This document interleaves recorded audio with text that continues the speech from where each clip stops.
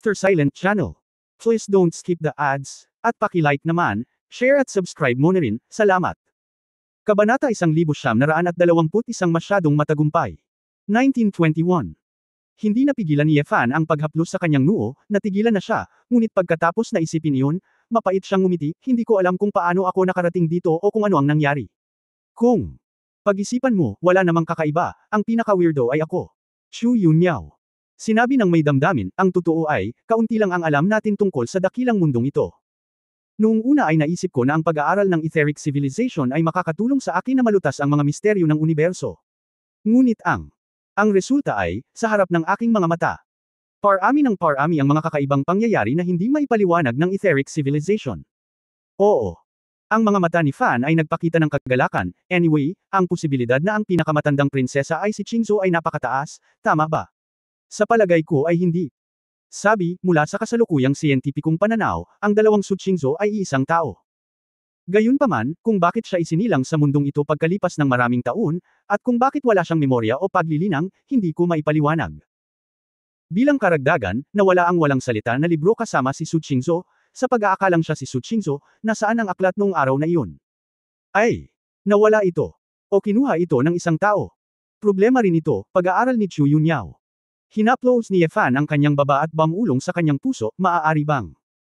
Ang kapatid na engkanto na nakilala niya ay ang pinakamatandang bersyon ng prinsesa ng Su Qingzhou na nakilala niya dito. Hindi.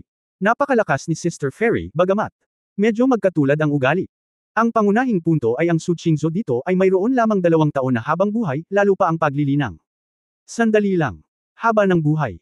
2 taon. Biglang nagpawi si Yefan. Oops. Kung ang pinakamatandang prinsesa ay si Qingzhou na dumating sa mundong ito, kung gayon. Mayroon siyang nakamamatay na pulso. Biglang lumubog ang mukha ni Yefan, at ang bakas ng saya na kagagaling lang niya ay nawala. Walang imak na sinabi ni Chu Yunmiao, ngayon mo lang ba natuklasan ang problemang ito? Oo, kung siya talaga si Su Qingzhou, iyon ang magiging pinakamahirap na problema. Sa ngayon, wala pa akong naririnig na makakapagpagaling sa kanya. Ako ay nagsasaliksik, ngunit wala akong anumang mga pahiwatig, dahil hindi yun ang aking lugar ng kadalubhasaan. Natahimik sandali si Yefan, pagkatapos ay time na sinabi, walang imposible. Napakarami na sa nakaraan. Ang imposible, ginawa ko na silang posible. Ngayong hiniling sa akin ng Diyos na hanapin muli si Qingzhou at hayaan siyang bumalik sa akin, tiyak na hahanap ako ng paraan upang malutas ang Tianyin. Jumay. Kalimutan, binuhay ko ang lahat ng patay na anghel noon, ngunit ngayon ay hindi pa patay si Qingzhou. Nakikita kong tiwala ka, aasahan ko ito. Mukhang walang pakialam si Chu Yunmiao. Naalala ni Yefan ang lasa at nag-click sa kanyang dila, hindi. Xiao Yaoyao, kung alam mo na ang panganay na prinsesa at si Qingzhou ay maaaring iisang tao, bakit mo siya mapapanood na ikakasal sa iba? Kung hindi ko pinalitan ang batang iyon, hindi ko ba hinayaang maging asawa ng iba si Qingzhou? Kinaikit ni Chu Yunmiao ang kanyang mga mata, kung gayon, ano ang gusto mong gawin ko? Sa tingin mo ba ito ang lupa? Lahat ay nasa aking kontrol. Kahit na ako siya ay isang pambansang guro, ngunit siya ay nagtatrabaho lamang para sa maharlikang pamilya upang maprotektahan ang kanyang sarili. Kung talagang may kinalaman ito sa Royal Family Affairs, pwede ba akong mapilit na makialam? Tsaka hindi ko alam kung patay ka na ba o hindi, at binabantayan ko pa rin ang asawang prinsesa para sa iyo. Kailangan mo rin ba akong isama? 2 taon pa ang natitira para mabuhay ang mga tao, paano kung hindi ka dumating, hayaan siyang magpakasal? Mas mabuti na kaysa mamatay mag-isa sa palasyo, di ba? Hindi agad mapabulaanan ni Yefan, oo, hindi si Chu Yunmiao ang 12 santo, kaya paano siya makialam sa bagay na ito? Huwag kang magalit, tanga ako, hindi ako lumingon bigla, nagmamadaling suyuan si Yefan at tumawa, nga pala, Xiao Yaoyao, paano ka napunta rito? Hindi ka pa nakakapag-practice. Shoo. Malungkot na sinabi ni Yunmiao sa ilang sandali, ngayon ko lang naalala na itanong ang bagay na ito. Akala ko wala kang pakialam kung paano ako nakarating dito, iniisip lang ang iyong Su Qingzhou, ang iyong panganay na asawang prinsesa. Nagmamadaling hinawakan ni Yefan ang pares ng malalambot na damo ng babae at magiliw na sinabi, Xiao Yaoyao, hindi mo talaga ako naintindihan. Napanaginipan kita kagabi. Namimiss kita. Manahimik ka. Nakakadiri. Umalis ka na. Napailing si Chu Yunmiao sa lalaki na may masamang tingin, huwag mo akong lokohin, hindi ako isa sa mga idiot na iyon. Nang makita ang patay na baboy ng lalaki na hindi natatakot na mapaso ng kumukulong tubig, walang magawa si Chu Yunmiao. Napadpad ako sa isang spaceship dahil sa isang eksperimental na aksidente. Masasabi rin na ito ay isang aksidenteng masyadong matagumpay. Oo. Natigilan si Fan, anong ibig mong sabihin? Lumingon si Chu Yunyao, nangolekta ng ilang blueprint na impormasyon, itinuro ang screen at sinabing, pagkatapos mong mawala, pag-aaralan ko ang physics at biology ng ether kasama sina Ji Wanqing at Shi Lanyo. Science and Technology. Nagkaroon ako ng ideya noong panahong iyon, kung ano ang mangyayari kung ang ether civilization at ang cultivation civilization sa mundo ay pinagsama. G. Sinabi sa akin ni Wanqing na bagamat mayroon ding mga powerhouse ang ether, hindi sila likas ang konsepto ng Tai ay walang konsepto ng pag-akyat. Ibig sabihin, kung talagang gusto mong makalusot sa eroplano, hindi sapat na umasa sa sibilisasyon ng ether lamang, at kailangan mong pagsamahin ang pangunawa ng magsasaka sa daan patungo sa langit. Kaya kalaunan ay sinimulan kong pag-aralan ang parusa ng langit, ang dalawang enerhiya ng yin at yang. Ay. Ginawa ang sasakyang panghimpapawid na ito, na naglalaman ng interstellar traversal na kakayahan ng etheric civilization. Gamit ang energy transmitter ng Hongwangshi, sa panahon ng proseso ng traversal, ito ay naglalabas ng parehong enerhiya ng yin at yang, na ginagaya ang balanseng estado ng yin at yang sa Taiji plane. Ang tinatayang kahulugan ay kung ang isang patak ng tubig ay nasa yelo, hindi ito makakadaan sa layer ng yelo. Gayunpaman, kung ang isang patak ng tubig ay maaaring mag-freeze sa yelo sa maikling panahon, ito ay magiging katulad ng katigasan ng yelo, at pagkatapos ay sa napakabilis na bilis, pindutin ang yelo. Pagkatapos, kahit na ito ay isang patak ng tubig, ito ay posible upang pilitin ang isang butas sa pamamagitan ng yelo. Tahimik na tinitigan ni Yefan ang babae, ibinuka ang kanyang bibig, at halos lumuhad sa babae. Siya. Hindi kailanman naisip na siya ay isang tao, gamit ang gayong pamamaraan, sa pag-akyat. Ito. Marahil ay talagang isang tagumpay sa eroplano ng Taiji, wala nang dati, at mahirap magkaroon ng bagong dating sa hinaharap. Chu Yunyao. Ikaw. Masyado kang malakas. Tama. Naging matagumpay ka nito. Tunay na namangha si Yefan. Sa totoo lang, hindi ko inaasahan na darating ito. Kakatapos ko lang ng interstellar jump test, at ito ang unang pagkakataon na talagang inilunsad ko ang yin at yang energies, at talagang nakalusot ako sa eroplano. Hindi. Napakadelikado noon. Nang magising ako, nawasak ang sasakyang panghimpapawid, at muntik na akong mamatay. Si Xiao Yu, nakasama ko sa pagmamaneho, ay nawala, at hindi ko alam kung ano ang nangyari sa kanya. Mga mata ni Chu Yunyao na may haplos ng pagsisisi sa sarili, sinabi niya. Ano ba? Natigilan si Yefan, sinabi mong sumama si Xiao Yu sa iyo. Tumango si Chu Yunyao, oo, dahil dalawang tao ang kailangan para patakbuhin ang sasakyang panghimpapawid, kung hindi, kung may magkamali at mabaigo ang autopilot system, magiging abala ako ng mag-isa. Si Xiao Yu ay mas espiritual at matalino, ginagawa niya ang eksperimentong ito sa akin, at gusto rin niyang gamitin ang pamamaraang ito para pumunta sa eroplanong ito para hanapin ka, kaya. Itinaas ni Yefan ang kanyang ulo at bumantong hininga, pagkatapos ng lahat, isang babae gusto pa rin nilang mahanap ang kanilang sarili sa lalong madaling panahon. Pagkatapos ng lahat, nag-cultivate na sila sa duotian, at walang katapusan, at ang parusa ng langit ay lubhang mapanganib, kaya may ganoong galaw si Chu Yunyao. Dumaan kayo sa eroplano, ano ang tiyak na sitwasyon, pumunta dito. Sa mundong ito, saan ka napadpad, sabihin mo sa akin ng mabuti, matigas na sabi ni Yefan, kailangan niyang ayusin ang kanyang mga iniisip, dahil napakaraming bagay ang naghihintay para sa kanya na gawin. Kung ito man ay upang pagalingin si Su Qingzu, o paghahanap kay Shi Lanyu, o paggalugad sa sanhi at epekto ng mga bagay na ito, lahat ay napakahalaga sa kanya. Kabanata 1922 bagay. Noong 1922. Nang hihinayang sinabi ni Chu Yunyao, sa totoo lang, pagkatapos ilunsad ng sasakyang panghimpapawid ang yin at yang energies, nawalan ito ng kontrol. Tila nasira ang eroplano, at may nangyari sa akin na hindi ko inaasahan, kaya kinailangan naming magmanyawal ang operasyon ni Xiaoyu. Pero, pagkatapos ang sasakyang panghimpapawid ay nakatagpo ng isang malaking puwersa ng epekto, at ako ay nakoma. Nang magising ako, nahulog ang sasakyang panghimpapawid sa isang gubat sa Dasheng Dynasty, at nawala ang mahinang ulan. Ako ay hindi nakakita ng anumang dugo, at naramdaman kong hindi siya dapat magdusa ng anuman. I was injured, pero hindi ko alam kung bakit sila nawala. Sa kabutihang palad, may malapit na nayon, at naiintindihan ko ang wika dito, kaya nagsaliksik ako. Pagkatapos nito, nagdala ako ng kopya ng data mula sa sasakyang panghimpapawid at ilang kagamitan, at pumunta rito. Pumunta sa imperial na lungsod, at habang nakatayong matatag, imbestigahan ang iba't ibang bagay. Wala na ito. Nadismaya si Yefan saglit, 50 taon na ang nakalipas, wala ka pang narinig na balita tungkol sa babaeng iyon na si Xiaoyu. Umiling si Chu Yunyao. Maniwala ka sa akin, gusto kong mahanap si Xiaoyu ng higit sa sinuman, dahil sa kanya, sinisisi ko ang sarili ko araw-araw. Ngunit wala akong gaanong alam sa mundong ito, alam mo ang mga taong tulad ko na walang antas ng paglilinang, gaano karaming pagsisikap ang kailangan kong ilagay upang maprotektahan ang aking sarili at manindigan. Ilang beses, muntik na akong mapatay ng ilang maharlika dahil sa kawalan ko ng kakayahang protektahan ang sarili ko. Paano ako magkakaroon ng sobrang lakas para mag-imbestiga sa ibang bagay? Sa kabutihang palad, ang kasalukuyang Emperor Ming, siya ay matalinong tao pa rin, alam niyang may maidudulot akong kapakipakinabang kay Dasheng, at lagi niya akong pinuprotektahan. Natahimik si Ye Fan, nakatingin sa babae na may habag sa kanyang mga mata. Sa katunayan, para kay Chu Yunyao, napakahirap para kay Chu Yunyao na mabuhay sa mundong ito kung saan ang martial arts ang pinaka-iginagalang at ang mahihina ay nabiktima ng mahihina. Ito ay, okay, baka may pagkakataon si Xiaoyu, hahanapin ko siya sa hinaharap. Umakyat si Ye Fan para yakapin ang babae at tinanong, kung gayon.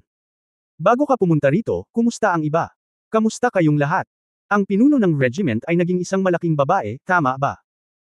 Ang nanghihimasok ay nalutas na, lahat ay maayos, walang iba kundi ang pagsasanay, pamamahala sa mga stall na iyong naiwan, at nais na pumailang lang sa lalong madaling panahon. Lumaki na rin si Tuan Chuan, hiniling siya ni Su Qingzhou na magsanay sa Kunlun Dragon Vein, siya pa rin ang he is very playful. Kahit na siya ay may napakahusay na talento, hindi siya makapag-concentrate. Sa kabutihang palad, kasama sina Xiaojin at Mantou sa kanyang tabi, ang pagprotekta sa sarili ay walang problema, at ito ay palaging ligtas. Pero paglaki niya, hindi na siya kamukha mo. Tunay na mas katulad ito kay Su Qingzhou, biro ni Chu Yunyao. Hindi masyadong natuwa si Ye Fan, iyan ay dahil may problema ka sa iyong paningin, ang iyong anak na babae ay dapat na parang ama. Kung may pagkakataon kang makita ang iyong anak sa hinaharap, malalaman mo ito sa pamamagitan ng paghahambing sa iyong sarili, sabi ni Chu Yunyao. Ye. Ang fan ay nagpakita ng pag-asa at determinasyon, oo. Maya-maya o huli. Ang kwarto. Pagkaraan ng mahabang panahon. Hindi, alam ko, sabi. Medyo malungkot na sinabi ni Chu Yunyao, nalilito ako gaya mo ngayon. Ayon sa oras sa pagitan ng dalawang eroplano, halos 100 taon na ang nakalipas mula nang mawala ka. Ngayon bigla kang sumulpot. At ito ay ganap na iyong sariling katawan, na ang iyong sariling kaluluwa ay lumilitaw sa harap ko. Nawala na ang kaunting basura noon na hindi ko na naiintindihan. Para kay Ye Wanqing, alam kong hinuhulaan mo na siya at ang Doomsday Dust the Dharma King ay may kinalaman dito, ngunit hindi talaga ako sigurado. Ang tanging alam ko lang ay bilang isang warlock sa Chosen One, siya ay talagang napakatalino sa mga spells, marahil ito ay talagang nauugnay sa Dharma King. Mula sa puntong ito, tingnan mo, kailangan mong maging maingat, kung talagang ang Dharma King of the Doomsday ang darating din sa mundong ito, tiyak na kapuputin ka niya hanggang sa kaibuturan. Oo. Ang maliwanag at kaakit-akit ng ngiti ni Ye Wanqing ay lumitaw sa isip ni Fan, at siya ay nalitaw saglit. Talagang nagustuhan niya ang kapatid na ito, at umaasa na mas mabuting hindi na maging Dharma King of Doom. Kalimutan mo na, hayaan mo na. Ang susunod na dalawang pinakamahalagang bagay ay ang unang bagay ay ang pagalingin si Qingzhou at alamin ang mga sikreto niya. Pangalawa. Ito ay upang mahanap ang kinaroroonan ni Xiaoyu, maaari ka lamang magdagdag ng higit pang merienda sa bagay na ito, sabi ni Ye Fan. Curious na sinabi ni Chu Yunyao, sigurado ka bang ang panganay na prinsesa na ito ay si Su Qingzhou? Dahil lang sa parehong genes. Kung sinabi iyan ni Angela, naniniwala ako na dapat ay buhay pa si Qingzhou. At pakiramdam ko ay buhay pa ang panganay na prinsesa. Ito ay ang fairy sister na minsan kong nakilala, na siyang hinaharap na Qingzhou na nahulaan natin sa simula. Bukod pa rito, ipinanganak si Qingzhou sa mundong ito, ang kalangitan ay granizo, at ang temperatura ay sobrang lamig, ang mga palatandaang ito ay tila may malaking kinalaman sa linya ng dugo ni Xuanming. Bagamat hindi ko pa natagpuan ang walang salita na kasulatan sa ngayon, sa tingin ko ang sagot sa lahat ng ito ay maaaring may kinalaman sa banal na kasulatan. Kung hindi sana pinaalalahanan ni Angel si Qingzhou na hawakan ang banal na kasulatan. Marahil para sa Qingzhou, ang banal na kasulatan, ito ay tulad ng mga singsing, sungay ng hayop, at mga palawit ng jade na hawak ko sa puting mundong iyon, Ye. Sabi ni Fan, sabay tampal sa noo niya, yes. Paano ko makakalimutan ang Divine Dragon Jade Talisman? Siya. Mabilis na kinuha ang Jade Talisman at sinabing, Xiao Yao Yao, naaalala mo pa ba ang bagay na ito? Ito ay iniwan ng martial god. Nakilala rin ni Chu Yunyao ang Jade Anteng-Anteng, ito ay kasama sa isang ito. Nandito ka ba? Oo. Tumango si Fan at ipinaliwanag ang sitwasyon ng Divine Dragon Jade Talisman, ang dahilan kung bakit walang alinlangan ang mga tao sa Zenbeiho Mansion sa aking pagkakakilanlan ay dahil mayroon akong Jade Talisman na ito. Ngunit, saan ginagawa ni Ye Wuya? Ang dumating sa Jade Talisman na ito. He stayed for me, para lang ba maghintay ngayon? Alam niya na papalitan ko itong Ye Fan. Nagpakita rin si Chu Yunyao ng marangal na ekspresyon, mukhang maraming palaisipan. Ang sagot ay walang kinalaman kay Ye Wuya. Pagkatapos gamutin si Su Qingzhou, nakita ko si Xiaoyu. Ang pangatlo ay ang hanapin ang martial god. Tumango si Yefan, at pagkatapos ng mahabang pakikipag-usap sa babae, naramdaman niyang unti-unting lamilinaw ang daan, at least hindi na siya nalilito. Sa sandaling ito, isang boses ng lalaki ang nanggaling sa pintuan ng bahay. Ma'am, tanghalian na po. Bumilis ang tibok ng puso ni Yefan, Xiao Yao Yao, sino ang lalaking iyon? Tinatawag ka niya. May kakaibang tingin sa mga mata ni Chu Yunyao. Naglakad siya papunta sa pinto at inalis ang puting kurtinang nakahiwalay. Sa pinto, nakatayo ang isang lalaking mag-ara at may gwapong mukha na nakangiti. Hayaan mong ipakilala kita sa akin. Ang asawa ko, si Ji Qiren, iminuwestro ni Chu Yunyao ang kanyang kamay. Ikaw, may asawa ka na. May asawa ka rito. Agad na nagalit si Yefan, gumalaw sa isang iglap, at lumapit sa iskolar ng Confucian, sinampal. Ji. Nagulat si Qiren, at nagmamadaling iniunat ang kanyang kamay para harangan, na may takot na mukha, Sino ka? Yefans. Huminto ang kamay doon, ngunit hindi niya ito nataman. Kinagat niya ang kanyang mga ngipin sa sakit, umiling at sinabing, kalimutan mo na ito. Hindi kita inalagaan ng mabuti. 50 taon ka na rito. Nahihiya ako. Ikaw, may karapatan kang hanapin ang sarili mong kaligayahan. Hey! Biglang hindi napigilan ni Chu Yunyao na tumawa, idiot. Gamitin mo lang utak mo, okay? Yeah. Natigilan sandali si Fan, pinag-isipang mabuti ang mga sinabi ng babae, at pagkatapos ay tumingin kay Ji Qiren na may matigas na mukha. Siya! Biglang na-realize na may mali sa lalaking ito. Oo. Direktang hinawakan ni Fan ang ulo ni Ji Qiren gamit ang kanyang mga kamay, at pagkatapos ay nagbigay ng kaunting puwersa. Ay twist. Basag. Zizi. Nakita ko ang isang pagsabog ng mga electric spark na pumutok, ang dulo ay naipit, at ito ay naging circuit metal. Ji Qiren, robot. Nagulat at natuwa si Yefan, nakatingin kay Chu Yunyao, Xiao Yao Yao. Ikaw, bakit ka gumawa ng robot bilang asawa? Fool, I look so good looking. If you are single all the time, you will not be annoyed to death sa mga lalaking nagmamakaawa na magpakasal. Sabi ni Chu Yunyao sabay gulo ng buhok. Oo. Biglang natauhan si Fan, oo, may katuturan.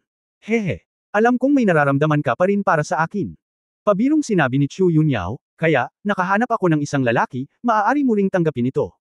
Mukhang kaya ko, seryosong isaalang-alang ang usapin ng pagpapakasal, medyo may kaunting mga maharlika sa imperial na lungsod na may gusto sa akin. Hindi. Laban ka. Nandito ako, sinong lalaki ang hinahanap mo?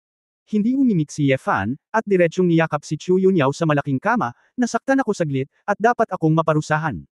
Kabanata 1923 nakaraan at kasalukuyang buhay.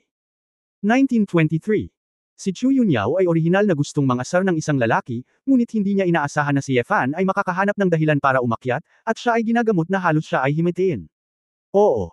Nasiyahan si Fan, at hinawakan niya ang babae at madalas na nakikipag-chat. Matapos makinig sa ilang konfidante, kapamilya, kapatid, gamaan ang pakiramdam niya. Kung wala siya sa lupa, ngunit lahat ay maaaring maging ligtas at gumawa ng tuloy-tuloy na pag-unlad, iyon ay isang magandang resulta. Siya. Naniniwala na lahat ay makakatagpo kung sila ay nakatadhana sa hinaharap, at kahit na hindi sila lumipad, maaari siyang makahanap ng isang paraan upang bumalik. Oo nga pala, Xiao Yao Yao, dahil nandito ka na, magsisimula na akong mag-practice sa lalong madaling panahon. Wala na ang dating gravity training room, pwede mo akong bigyan ng mas maganda. Duda ako sa dami ng pagsasanay na ginamit ko noon. Hindi na ako makapag-improve. Humiga si Chu Yunyao sa mga bisig ng lalaki, at sinabing tamad, oo, nakikita ko. Bakit ang hina mo, narinig mo ba? Sinadya ni Yefan na tumawa si Chu Yunyao. Ngipin at kinurot ang leeg ni Yefan gamit ang kanyang backhand, narinig ko. Hindi dahil sa iyo kaya wala akong lakas. Ngumisi si Yefan, hinawakan ang kamay ng babae at hinalikan ito, kung gayon, pakiusap, sabihin mo lang sa akin kung anong material ang gusto mo, at gagawa ako ng paraan para makuha ito. Halika, may ilang mga prehistoric na bato sa mundong ito. Napakababa ng gastos sa paggawa ng gravity training room, at walang kakulangan sa mga materyales. Bukod dito, ako ay isang pambansang guro, at ang Dasheng Science and Technology Institute ay nasa aking mga kamay. Kung gusto kong bumuo ng isang proyekto, ang pambansang kaba ng bayan ay magbibigay ng pera, walang kwenta. Mahinang isinulat ni Chu Yunyao. Mabuti na lang, kasama ka rito, magagawa ko ang iba pang bagay ng may kapayapaan ng isip, yeah. Tumango si Fan, alam niya na sa kanyang kasalukuyang lakas, bagamat hindi gaanong mapanganib sa mundong ito, kailangan niyang tiyakin na kaya niya upang maabot ang layunin ng tatlong bagay, kailangan mong patuloy na lumakas. Bagamat siya hindi pa nakakita ng isang santo na kumilos, alam niya ang agwat sa pagitan ng paglililok ng espiritu at kawalang kamatayan, at sa pagitan ng immortalidad at duotian. At iba pa, ang pagitan ng duotian at saint ay lalago lamang. Gayunpaman, Hindi natarante si Ye Fan, ni hindi siya natakot sa santo.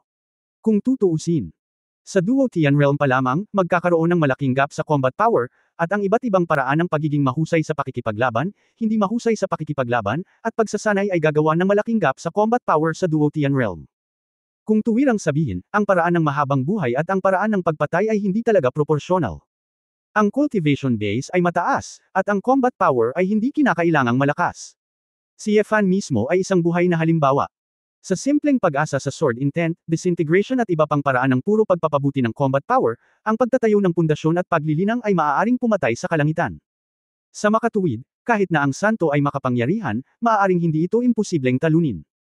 Siyempre, ang pangunahing layunin ni Ye Fan ay ang manatiling mahinahon at magtiis, at makaipon ng marami. Sa prehistoric Ye, naramdaman ni Fan na kailangan muna niyang maging low profile, para magamit niya ang titulong basura, para pahusayin ang kanyang lakas ng may kapayapaan ng isip, at hindi na kailangang isali ang clan at ang mga napili. Siya, hindi sinisikap na maging Katanji Tangi, maging hari, o maghanap ng buhay na walang hanggan. Ang layunin niya ay mailigtas at mahanap ang taong mahal niya, at pagkatapos ay muling makasama ang lahat para mamuhay ng masaya at komportable, tama na. Ganyan. Ang isang panaginip ay tila napakaliit, ngunit alam ni Ye Fan na ito ay tiyak na hindi isang bagay na madaling matupad. May isang bagay na kailangan nating bigyang pansin. Tumayo si Chu Yunyao at sinabi, ang relasyon sa pagitan natin ay iwasan pa rin ang pagdududa, kung hindi, ang ilang mga maharlika ay magiging kainahinala. Bago ka magkaroon ng ganap na katiyakan at makontrol ang lahat, kailangan pa rin nating gamitin ang mga mapagkukunan ng maharlikang pamilya, at hindi ka matutuklasan. Hindi ikaw ang orihinal na Ye Fan. Kung magkikita kayo in the future at may mga outsiders, magpapakita lang kami sa relasyon ng pagkalimot sa taon, sinasabi na binitawan na namin ang nakaraan, nakinig sa ilang chat, at naging magkaibigan. Nawawala ang bisperas ng bagong taon. Oo, muntik ko nang makalimutan, sa mundong ito, mas matanda ka sa akin ng ilang dekada. Oo. Natural na naintindihan ito ni Fan, bagamat nag-aatubili, itinuro pa rin niya ang sirang robot, tapos nilagay mo ang bagay na ito ay maaaring ayusin, ngunit ang sistema ay binago, at hindi siya pinapayagan na tawagan kang madam, nagseselos ako. Walang imik na sinabi ni Chu Yunyao, kung hindi mo ito tinatawag na ma'am, ano ang tawag dito? Tawagin mo ang pangalan mo. Sabi ni Ye Fan. Ang pagkain ng suka mula sa isang robot, talagang kumbinsido ako. Nakangiting sumang-ayon si Chu Yunyao. Lumakad muli si Ye Fan at hinubad ang mga damit mula sa sirang robot. Anong ginagawa mo? Napasimangot si Chu Yunyao. Titingnan ko, ang bagay na ito ay hindi dapat magkaroon ng ganoong uri ng pag-andar, sabi ni Ye Fan. Ang mga mata ni Chu Yunyao ay malapit nang pumatay, baliw ka. Gam-ulong. Lumingon si Ye Fan at ngumiti. Ito ay nakumpirma, walang ganoong function. Sure enough, hindi ka interesado sa ibang lalaki maliban sa akin. Umalis ka na. Paos na sigaw ni Chu Yunyao. Nang makitang magagalit talaga ang babae, nagmamadaling sinuot ni Ye Fan ang kanyang damit at pantalon. Training room. Huwag mong kalimutan. Kung hindi, sasampalin kita. Yeah. Sigaw ni Fan bago umalis, at saka tumakbo palabas. Talagang sabik siyang bumalik, at buong umaga niya itong hinagis. Ngayong alam na niya na ang pinakamatandang prinsesa sa mansyon ni Zhenbei Hao ay karaniwang si Su Qingzhou na hindi tumakas, siya kaagad, gusto niyang magmadaling umuwi muli. Bumalik sa mansyon, hinanap ni Ye Fan at natagpuan sina Su Qingzhou at Ye Shui at iba pang mga katulong sa hardin sa likod. Si Qingzhou ay nakasuot ng maliwanag na pulang corset at isang puting palda. Ang malambot na puting fox scarf, ang golden butterfly hairpin sa ulo, at ang pinong mukha na walang makeup, ngunit maganda pa rin at pino, dalisay at gumagalaw. Tumayo si Ye Fan sa gate ng courtyard at tiningnan ito mula sa layo na 12-dosenang metro, naramdaman ang tibok ng kanyang puso. Kahapon. Lately, feeling ko ang cute-cute ng manugang na ito ng prinsesa. Ngayon, alam na nawala ng alaala si Su Qingzhou dahil sa isang aksidente, ang mga mata ni Ye Fan ay tumingin sa babae, at ang kanyang mga mata ay naging sobrang init. Para bang nine-love siya sa parehong babae ng 2 beses na sunod-sunod, isang pakiramdam ng nakaraang buhay at kasalukuyang buhay, na lalong nagparamdam kay Ye Fan. Si Su Qingzhou ay nakikipag-usap kay Uncle Shui sa sandaling ito, tumangala siya at nakita si Ye Fan na nakatayo sa pintuan ng courtyard, nakatingin sa kanya na may nahihiyang ngiti, at mahinang sinabi, "Consort. Bumalik ka na." Ayaw ko, pero biglang tumakbo si Ye Fan ng mabilis, pagkatapos ay lumapit sa babae, at niyakap siya sa kanyang mga bisig. Ito. Nagulat ang mga katulong tulad ni Ye Shui sa tabi niya. Mabilis na tumalikod si Ye Shui at sumenyas na ang mga katulong na lalaki at babae ay nakatalikod din, kaya huwag mo silang tingnan. Nagpatikip ng bibig ang ilan sa mga katulong at nagtawanan, na para bang hindi nila inaasahan na magugustuhan ng munting marquis ang prinsesa. Ang pinakanagulat ay si Su Qingzhou. Ang babaeng ito ay palaging hindi inaasahang gumawa ng mga bagay na nagpakilos sa kanyang puso. Asawa. Nandito pa ang katulong, anong problema? Si Su Qingzhou na nakakapit sa lalaki, dalawa ang maliit na kamay ay nanginginig sa cuff ng puting malambot na pulang kamiseta, hindi naglakas loob na gumalaw, at nahihiyang humimig. Huminga ng malalim si Ye Fan sa buhok ng babae, at sinabi sa malalim na boses, Xiaoshu. Hinding-hindi ko nahahayaang iwan mo pa ako. Kabanata 1924 ang aking edad. Noong 1924, si Su Qingzhou ay natigilan sandali. Hindi niya alam kung bakit ganoon ang sasabihin ng isang lalaki, ngunit ramdam niya kung gaano kainit, bigat at totoo ang emosyong nilalaman nito. Bakit ganoon kalakas ang nararamdaman niya para sa sarili niya? Pangatlong beses pa lang silang nagkita ngayon. At, kailan mo siya iniwan? May bahid ng pag-aalinlangan sa matingkad na mga mata ni Su Qingzhou, pati na rin ang pahiwatig ng tibok ng puso. Kahit anong mangyari, masaya pa rin siya. Ang lalaking pinakasalan niya ay tila mahal na mahal siya. Asawa, hindi ba nandito ang asawa mo? Kailan mo ba kayo iniwan? Alam ni Ye Fan na hindi maintindihan ng karamihan sa mga babae ang sinasabi niya. Binitawan niya ang babae, inabot at hinaplos ang maselang at magandang mukha nito, at nakangiting nagtanong, anong ginagawa mo rito? Itinuro ni Su Qingzhou ang flower bed, at sinabing, tingnan mo, asawa, marami sa mga bulaklak at halaman dito ang natuyo, walang nag-aalaga sa kanila, at maraming lupa ang nasasayang. Kausap lang ng kasambahay ang babae. Sabihin mo sa akin, bumili ka ng ilang mga bulaklak at halaman, hayaang lumaki ang mga babae, at muling ayusin ang hardin sa likod. Nakangitiring lumingon si Ye Shui at nagsabi, munting Marquis, alam na alam ng prinsesa ang tungkol sa pagtatanim ng mga bulaklak at halaman. Wala pa akong narinig na ilan sa mga pangalan ng mga bulaklak at halaman. Ang matandang alipin na ito ay napakaturo. Naalala ni Ye Fan na tila sinabi ni Su Qingzhou kahapon na bukod sa pagbabasa, ang kanyang libangan ay magtanim ng mga bulaklak at halaman. Sa mga tuntunin ng libangan, ito ay ganap na naiiba mula sa nakaraang Su Qingzhou. Ngunit para kay Ye Fan, hanggat gusto ng mga babae, ang ganitong uri ng maliit na kahilingan ay dapat matupad hanggat maaari. Gusto ito ng Xiaoshu, pagkatapos ay bumili ng mga bulaklak at halaman, hanggat gusto mo, Shuibo, gawin mo ito ng mabilis, sabi ni Ye Fan. Nang marinig muli ni Ye Fan ang pagtawag sa kanya ng ganoon, medyo hindi komportable si Su Qingzhou, ngunit mas ngumiti si Ye Shui at ang iba pang mga katulong. Okay, munting Marquis, pagkatapos ay makipag-chat sa prinsesa, nagpadala ako ng isang tao sa palengke ng bulaklak. Pagkaalis ng mga katulong, nagtanong si Su Qingzhou sa mahinang boses, asawa, bakit Xiaoshu, ang babaeng ito ngayon? Hindi ko pa narinig ang pangalang ito dati. Hinawakan ni Ye Fan ang kamay ng kanyang asawa, at nagtanong habang naglalakad, bakit, ayaw mo ba na tinatawag kita ng ganyan? Siyempre hindi, maaari mong tawagan ang iyong asawa kung ano ang gusto mo, ngunit kung hahayaan mong marinig ito ng mga tagalabas, natatakot ako na hindi tayo sumusunod sa etiketa. Kalsada ng Su Qingzhou. Kung gayon, bakit hindi kita tinatawag na asawa? Asawa, anong ibig mong sabihin? Matanda na ba ang asawa mo? Sumimangot si Su Qingzhou, naguguluhan ang kanyang mukha. Noon lang nalaman ni Ye Fan na ang mundong ito ay walang ganoong pangalan, kaya casual niyang sinabi, kung ano ang nabasa mo sa sinaunang aklat, Xiaoshu, kung hindi mo alam, kalimutan mo na. Tara na, balik na tayo sa kwarto, at susuriin ko ang katawan mo. Ano ang partikular na sitwasyon, gusto kong malaman. Medyo natarante si Su Qingzhou, gusto ng asawa ko na suriin ang celestial yin ng katawan ng concubine ko. Baka bihasa pa ang asawa ko sa medisina. Kung mas marami kang nagbabasa, mas naiintindihan mo, sabi ni Ye Fan. Matalino talaga ang asawa ko. Parang ang daming hindi pagkakaintindihan ng mga outsiders tungkol sa asawa ko. Lalong naramdaman ni Su Qingzhou na tila napaka-misteryoso ng lalaking nasa harapan niya. Pagdating niya sa bahay, binigyan ni Ye Fan ng pulso si Su Qingzhou, at pagkatapos ay maingat na tiningnan ang mga meridian sa kanyang ibabang bahagi ng katawan. Unti-unti, ang mukha ni Ye Fan ay bahagyang nag-alala at naguguluhan, paano ito? Nalaman niya na ang mga meridian sa katawan ni Qingzhou ay tila, nalamigan, at nawala ang kanilang aktibidad. Kaya't kung sinanay ni Su Qingzhou ang pamamaraan ng panloob na lakas, hindi ito kakayanin ng mga meridian, at siya ay sasabog at mamamatay. Sa madaling salita, kung ang mga meridian ng isang normal na tao ay ordinaryong tofu, kung gayon ang mga meridian ni Su Qingzhou ay parang frozen na tofu. Parang normal lang pero kung tutuusin, puro butas ang loob. Hanggat ito ay pinakuluan, ito ay agad na makikita ang orihinal na hugis nito. Tunay na isang himala medikal na ang gayong katawan ng mga meridian ay maaaring mabuhay hanggang ngayon, at karamihan dito ay ang kredito ng maharlikang manggagamot at iba't ibang mga kayamanan ng langit at lupa. Kaya lang, ang pisikal na katawan ay lubhang marupok, at kahit na ang kapangyarihan ng pag-iisip ng isang babae ay talagang mas mahina kaysa sa mga ordinaryong tao, na parabang ang katawan at kaluluwa ng tao ay likas na may depekto. Dahil dito, si Su Qingzhou ay hindi makapagsanay ng martial arts o matuto ng mga magic technique, alinman sa mga ito ay hindi magagawa. Nakita ni Su Qingzhou na nakakunot ang noo ng lalaki, ngunit hindi man lang siya nagulat, sinabi niya na may bahagyang ngiti, asawa, huwag kang malungkot, sa katunayan, pagkatapos ng napakatagal na panahon, ang katawan ng babae ay matagal nang nakita, maraming bagay sa mundo, oo hindi mababago. Nakikita mo ito, ngunit hindi ko. Kailangan kong humanap ng paraan para pagalingin ka.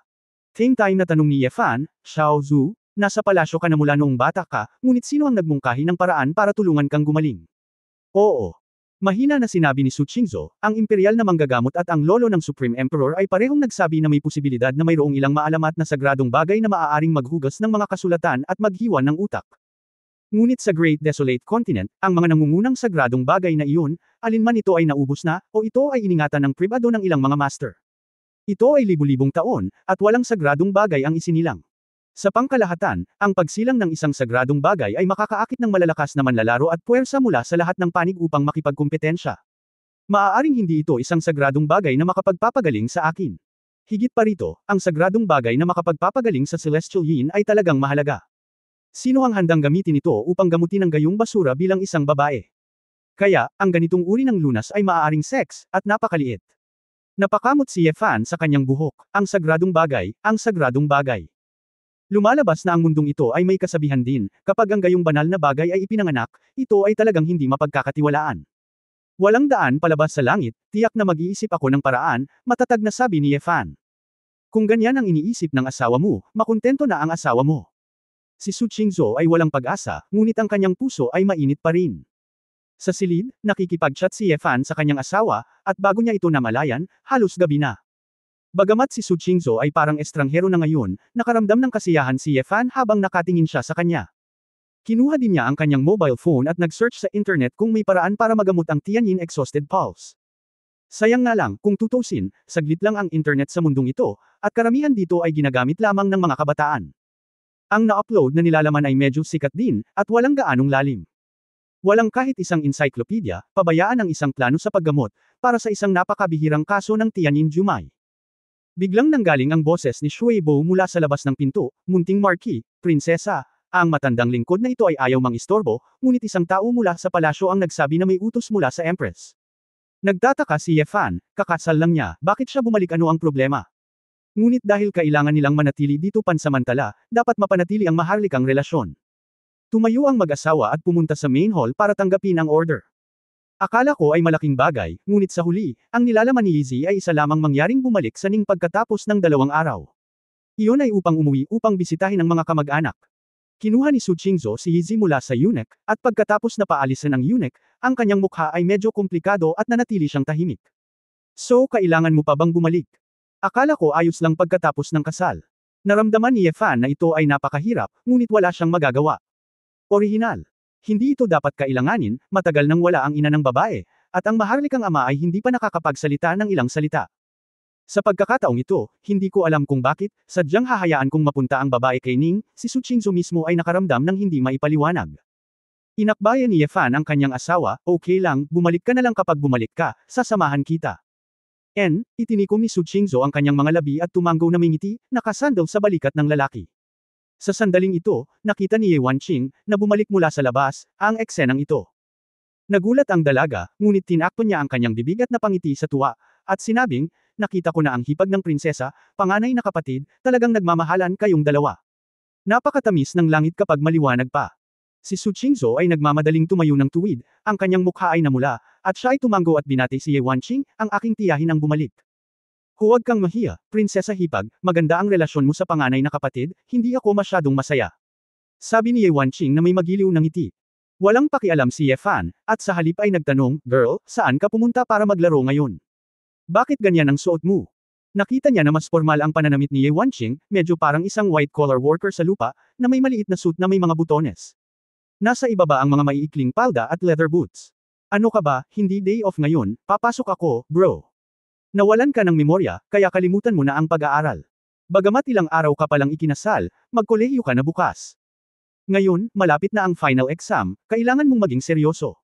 Sa susunod na taon, magkakaroon ka ng pagtatasa ng graduation, kung hindi ka makatapos, tiyak na galit si tatay, sabi ni Ye Wanqing na may nag-aalalang ekspresyon. Natigilan si Yefan, at itinuro ang sarili, ako. Kailangan ko pang pumasok sa paaralan. Oo naman. Hindi mo ba kailangan? Tanong pabalik ni Ye Wanqing. Anong klaseng paaralan ang pinapasukan ko sa aking edad? Katatapos lang magtanong ni Yefan, ngunit nang may naisip siyang mali, tinampol niya ang kanyang noo, "Oh, oo, 18 na ako." Tumawa si Su Qingzu ng puche. Naaliw sa lalaki, "Asawa, may amnesia ka at nakalimutan mo na ang edad mo." Si Yefan ay malapit ng umiyak, paano siya magkakaroon ng oras para pumasok sa paaralan? Sayang ang oras niya sa pagliligtas kay Su Qingzu. Ngunit muli, sa akademya, magkakaroon ba ng ilang kaalaman na nais kong malaman? Nag-aalala siya at hindi alam kung saan magsisimula. "Girl, may library ba yung college na pinasukan ko? Collection of books?" Tanong ni Yefan. Tumango si Ye Wanqing, "Syempre meron. Ang koleksyon ng mga libro ng Xuanyuan College ay ang pinakasagana sa buong Dasheng Dynasty, dahil maraming clan book ang nakaimbak doon." "Talaga? Marami ring librong medikal?" Tanong ni Yefan.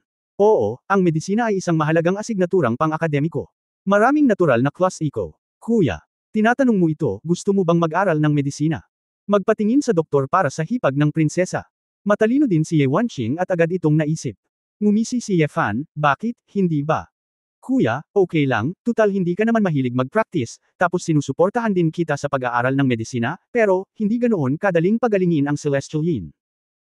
At saka, panganay na kapatid, mukhang bumagsak ka sa maraming asignatura, kaya dapat ay magtapos ka muna." Nahihiya si Ye Wanqing na magbuhos ng malamig na tubig, kaya makahulog ang sabi niya. Kinawean ni Yefan ang kanyang kamay, "Okay, alam ko, titingnan ko bukas." Wala siyang pakialam sa mga alalahanin ng babae, gusto niyang magmadali sa Xuanyuan Academy at basahin ang lahat ng mga medikal na libro. Kabanata 1925 upang mangarap. Sa hapunan noong 1925, dahil sa pagdagdag ni Su Qingzu, hindi na nadama ni Yefan ang pagiging desyerto. Nakita ni Ye Wanqing, na nasa gilid, ang kanyang panganay na kapatid na lalaki at hipag na naghahain ng pagkain ng isa't isa, na patuloy na nagpapakita ng kanyang pagmamahal. Masaya siya at medyo hindi makayanan, kaya halos hindi na siya makakain ng maayos. Sa katunayan, para sa mga magsasaka, ang pagkain ay higit pa para sa pagnanais na magsalita, isang pakiramdam ng pagkabusog, at si Su Qingzu, na hindi pa naglilinang, ay kailangang kumain sa oras. Pagkatapos kumain, sinamahan ni Yefan ang kanyang asawa sa mga lansangan sa labas ng tirahan ng Hao para mamasyal. Gusto ng mga katulong na magmaneho at sumunod, ngunit tumanggi si Yefan. Para sa Su Qingzu, ang mundo sa labas ng palasyo ay napakabago, kahit na lumakad siya sa malapit, siya ay napakasaya. Ngunit ito, hindi nagtagal at napagod si Su Qingzu sa paglalakad, puno ng pawis ang kanyang noo. Nakaramdam ng kaunting pagkabalisa si Yefan, ang katawan na ito ay talagang mas maislan kaysa kay Hua, kaya diretso niyang binuhat ang babae sa kanyang likod nang walang sinasabi. Bagamat napahiya ang babae, hindi niya napigilan ang kahilingan ni Yefan. Ito ang unang pagkakataon na binuhat si Su Qingzu sa kanyang likod, nakahiga sa katawan ng kanyang asawa, nakasandal sa kanyang mainit at malakas na likod, isang nasisiyahan at masayang ngiti ang lumitaw sa sulok ng kanyang bibig. "Asawa, ang bait mo. Okay lang ba ito? Ang mga magagandang araw ay darating pa." Matigas na sabi ni Yefan. "Well." Ang mga mata ni Su Qingzu ay nagpakita ng bakas ng kalungkutan, at bigla siyang natakot. Bago sa palasyo, malinaw at malamig, at pakiramdam niya ay walang kabuluhan ang mabuhay. Ngunit ngayon, 2 araw lamang matapos makapasok sa mansyon ni Hao, pakiramdam niya ay bahagyang nagbago ang kanyang puso. Hindi alam ni Yefan na napakaraming iniisip ng mga babae, ngunit napansin niya sa sandaling ito na mayroong isang pares ng mga mata na nakamasid sa buong kadiliman na sumusunod sa kanila. Bulong ni Yefan sa kanyang puso, ang nakatatandang kapatid na ito na hindi alam kung saan siya nanggaling, hindi ba dapat siya ay isang voyeur, bakit siya gumagala sa paligid buong araw? Kung hindi dahil sa kawalan ng oras para pansinin siya, kailangan kong imbestigahan ang kanyang pagkatao. Kung hindi lang maganda, papatayin ko na lang siya. Naglalakad hanggang sa Su. Medyo nahihiya si Qingzu noong una, ngunit kalaunan ay nalaman niyang hindi ito gaanong, kaya siya ay nagsalita at tumawa ng mahinahon. Bumalik. Sa mansyon, ayaw pa ring matulog ni Su Qingzu, tulad ng pagbili ni Shui Bo ng mga bulaklak at halaman na gusto niyang itanim, ang babae ay masayang tumakbo sa likod na hardin para tingnan. Sumunod si Yefan at nakakita ng maraming halaman na hindi niya pamilyar. Hindi niya maiwasang magtanong, "Xiaoshu, gusto mo bang itanim ang lahat ng ito? Hindi ka ba mapapagod?" "Hindi, ako ay orihinal na babae. Wala akong gagawin, magtanim na lang ng mga bulaklak at halaman, at bukod sa nakakapagod na trabaho, hahanap si Uncle Shui ng makakatulong." Inaasahan ito ni Su Qingzu. Casual na tanong ni Fan, "Bakit gusto mong magtanim ng mga bulaklak at halaman?" Su. Bahagyang napawi ang ngiti ni Qingzu, at pagkatapos ay mahinang sinabi niya, "Kapag nakita ko ang mga bulaklak na ito, iisipin ko ang aking sarili, kahit na umiiral ang mga ito sa maikling panahon, ngunit kahit papaano ay namumulaklak ang magagandang bulaklak. Ang buhay ay hindi kailangang mahaba, at ang mga bulaklak at halaman ay nalalante taon-taon, na isa ring kahulugan ng buhay. Sa pag-iisip na sila ay napakaganda, sila ay madaling malalanta, at ang babae ay hindi malulungkot. Mahilig akong magtanim ng mga bulaklak. Oo. Napabuntong hininga si Fan, gusto niyang sampilan ang sarili niya, napakatangang tanong. Huwag mong isipin, mas maganda ka kaysa sa mga bulaklak, sabi ko, tiyak na pagagalingan kita, mainit na sabi ni Fan. Su. Lumingon si Chingzo at ngumiti, nang may sasabihin pa sana siya, bahagya siyang sumangot at tumingin sa isang plum blossom sa pasukan ng courtyard, asawa, ang mga plum blossom ay namumulaklak, napakabango. Mabango ba? Hindi ko naamoy, baka mas mabango ang asawa ko. Niyakap ni Fan ang babae, isinandal ang kanyang ilong at ngumiti. Su. Nahihiyang pinaliit ni Chingzo ang kanyang katawan, at bahagyang tinakpan ng kanyang kamay ang bibig at ilong ni Fan. Asawa, huwag mong kulitin ang iyong asawa. Kung gusto mong kulitin ang iyong asawa, bakit hindi mo gamitin ang eksenang ito para magsulat ng tula tungkol sa mga bulaklak ng plum? Ah, halika ulit. Hindi napigil ang matawa ni Fan, tinuturing ba niya ang kanyang sarili na isang literati? Ganito ba ang iyong concubine, pagsusumamo ni Su Chingzo? Yeah. Lumambot agad ang puso ni Fan, sige, nakakopya na siya ng ilang kanta, at hindi naman masama ang isang ito, kaya kailangan kong maawa sa mga sinaunang tao. Sa tabi ng sirang tulay sa labas ng istasyon, ako ay malungkot at walang may-ari. Hangin at ulan. Meron ako. Walang intensyon na lumaban para sa tagsibol, at wala akong intensyon na lumaban para sa tagsibol. Nagseselos ako. Ito ay nakakalat sa putik at nadurog sa alabok, at ang halimuyak lamang ang nananatiling pareho. Sa sandaling natapos ni Fan ang pagbigkas ng salitang ito, naramdaman niyang parang nagkamali siya. Oo naman.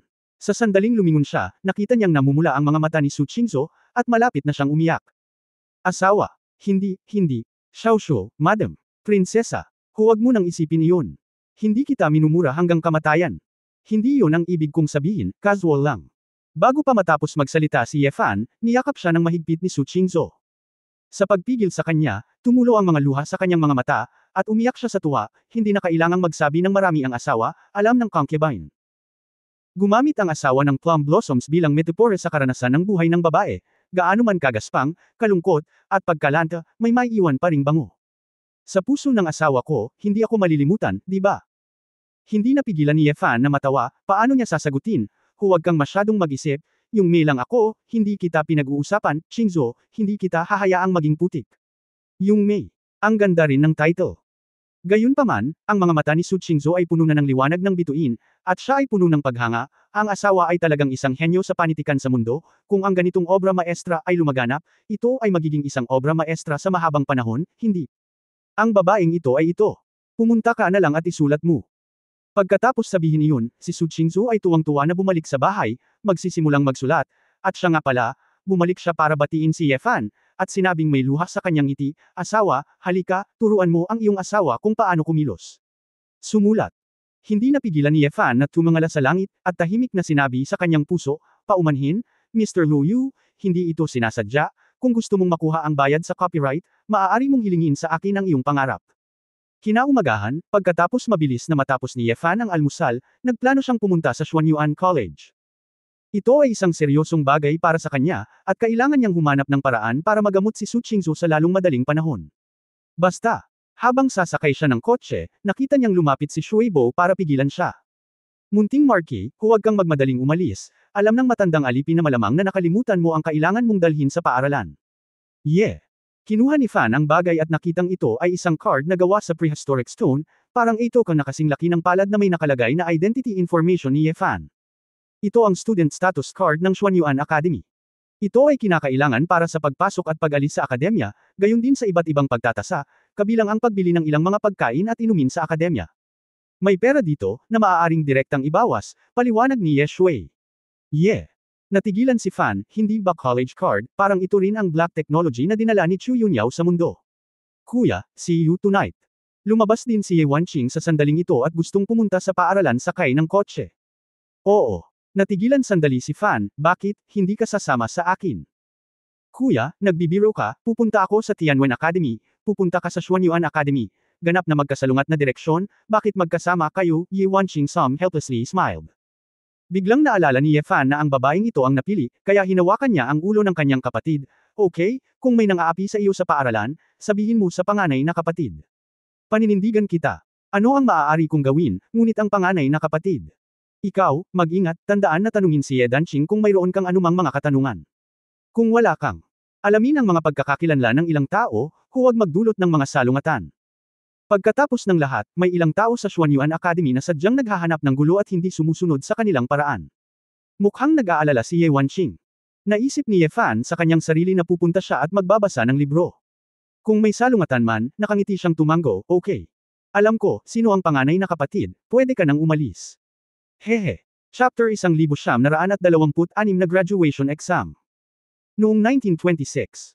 Sa prehistoric na mundo, ang mga maaaring pumasok sa paaralan ay maaaring mga maharlika tulad ng mga angkan at ang pinili, o mga kwalipikadong karaniwang tao.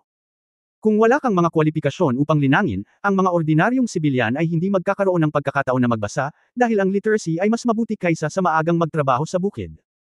Ang mga contradiction at maselang relasyon sa pagitan ng angkan at ng pinili ay hindi kailanman naging lihim. Ang mga karaniwang tao ay mas mahusay kaysa sa karamihan, kahit na may mas kaunting mga elite, hindi sila dapat maliitin. Upang maiwasan ang labis na alitan sa pagitan ng mga kabataan mula sa tatlong magkakaibang kampo na ito, itinayo ng Dasheng Dynasty ang Tianwen Academy, Xuanyuan Academy at Dasheng Public Academy sa tatlong direksyon ng imperial na lungsod. Maliban na lamang kung sila ay nagdaraos ng mga kaganapan at kompetisyon, ang mga bata ng tatlong paaralan ay hindi magkikita araw-araw. Ito rin ay upang maiwasan ang hindi kinakailangang pagkawala ng mga talento. Pagkatapos ng lahat, magkakaroon ng masyadong maraming infighting, at palaging may mga casualty.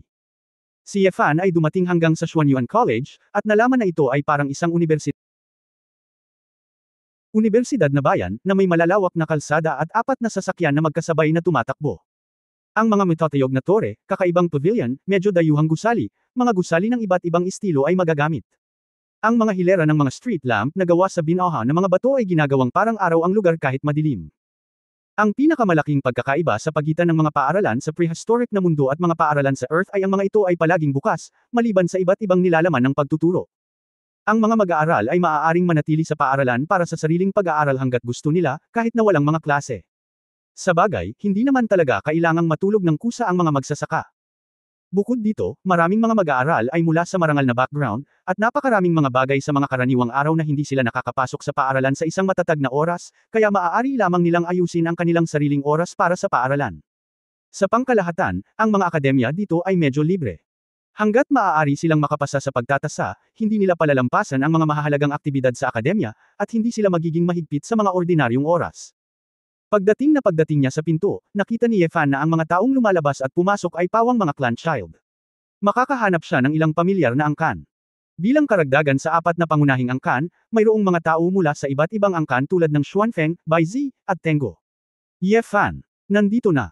Ang pinsan na si Ye Danqing ay naghihintay sa pintuan at kumaway kay Ye Fan. Ano ba ang sinisigaw mo? Nakita ko ito kanina, ngumiti si Ye Fan at umiling, at naglakad. Dahil, nawala ng alaala, si Ye Fan, espesyal na naghintay si Ye Danqing na magbigay sa kanya ng ilang impormasyon tungkol sa Xuanyuan Academy. Talagang may lakas ka ng loob na pumunta sa akademya pagkatapos mong mawala ang iyong memorya. Hindi ko alam kung ano ang dapat mong gawin ngayon. Ang gulo ng mga grado mo. Sinabi ni Ye Danqing na may pag-aalalang tingin, kung mabaigo itong gawin ng munting marquis ng Zhenbei. Kung pumasa ka sa pagtatasa, hindi ka makakapagtapos sa susunod na taon, at kung mananatili ka sa paaralan, mapapahiya ka. Hindi mo kailangang mag-abala, sabihin mo lang sa akin ang pangkalahatang sitwasyon ng kolehiyo, sabi ni Ye Fan. Nalaman niya na sa pagpasok pa lang ng dalawa sa akademya, palihim na lumutang ang ilang mapang-asar na mga mata. Parang unwelcome talaga silang dalawa.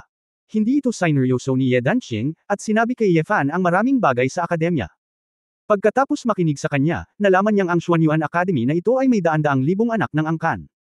Ang pinakabata dito ay mga 10 taong gulang lamang, at ang pinakamatanda ay 20 taong gulang. Ang mga batang 18 taong gulang ay kailangang kumuha ng pagtatasa ng pagtatapos. Sa pangkalahatan, kapag sila ay 20 taong gulang, kung hindi sila makapasa, wala silang mukha upang manatili sa akademya, at hindi irerekomenda ng akademya na magpatuloy sa pag-aaral. Gayunpaman, dahil hindi lang martial arts test ang requirements para sa graduation, kundi pati na rin ang literary test, kaya kahit hindi ka magaling sa cultivation, makakapagtapos ka pa rin kung tumutok ka sa ilang subject sa literary test. Siyempre, sa mundong ito kung saan iginagalang ang malalakas, gaano man kahusay ang pagsusulit sa panitikan, hindi ito mapapansin ng mga tao, at kinukutya pa. Ito ang paraan ng pagtatapos na pinili ng mahihina. Ang pagsusulit sa martial arts ang pangunahing direksyon upang maabot, at ito rin ay simbolo ng honorary graduation, na papahalagahan ng dinastiya. Sa makatuwid, maliban kung may huling paraan, walang talento, o may pisikal na depekto, sa pangkalahatan ay walang mga anak na angkan ang susuko sa martial arts. Sinabi ni Ye Danqing sa isang tuwirang paraan, ang paksa ng pagsusulit sa panitikan, mayroon na ngayong higit sa 100 paksa tulad ng tula, aritmetika, batas, medisina, pagpipinta at kaligrafya, kagandahang asal, metapisika, mga halamang gamot, kasaysayan. Ang iyong pinsan, hindi ako talentado, ngunit siya ang unang tao sa Xuanyuan sa paksang calligraphy at painting.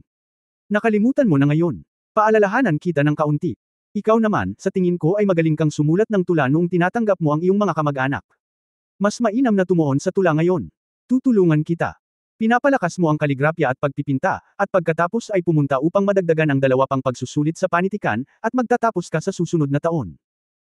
Sumimangot si Ye Fan, wala siyang pusong matutunan ang mga bagay na iyon, bakit kailangan mo ng pagsusulit sa literatura, hindi ka ba makakapagtapos sa pagsusulit sa martial arts? Dapat mas mabilis ang pagsusulit sa martial arts. Mapait na ngumiti si Ye Danqing, kuya, huwag mong isipin ang pagsusulit sa martial arts, kailangan mong magtatag ng pundasyon at cultivation base. Noon, sa pagsusulit sa martial arts ng Xuanyuan Academy, kinakailangan din ng minimum na pamantayan para sa pagpasa. Ang unang antas ng Dan. Mula sa pagkakatatag ng akademya hanggang ngayon, walang makakapasa sa pagsusulit sa martial arts na may foundation building cultivation. Kahit na ito ay ang unang antas ng Dan, ito ay talagang lubhang mapanganib. Maging ligtas, kung gaano kahusay ang mga marka, iyon ay delusional. Tayo. Ilagay ito sa ganitong paraan, kahit na ang pinakasikat na Xuanyuan Sanying, sa aming akademya, hindi sila 100% makakapasa. Kung hindi, paano sila makakapagtapos taon-taon?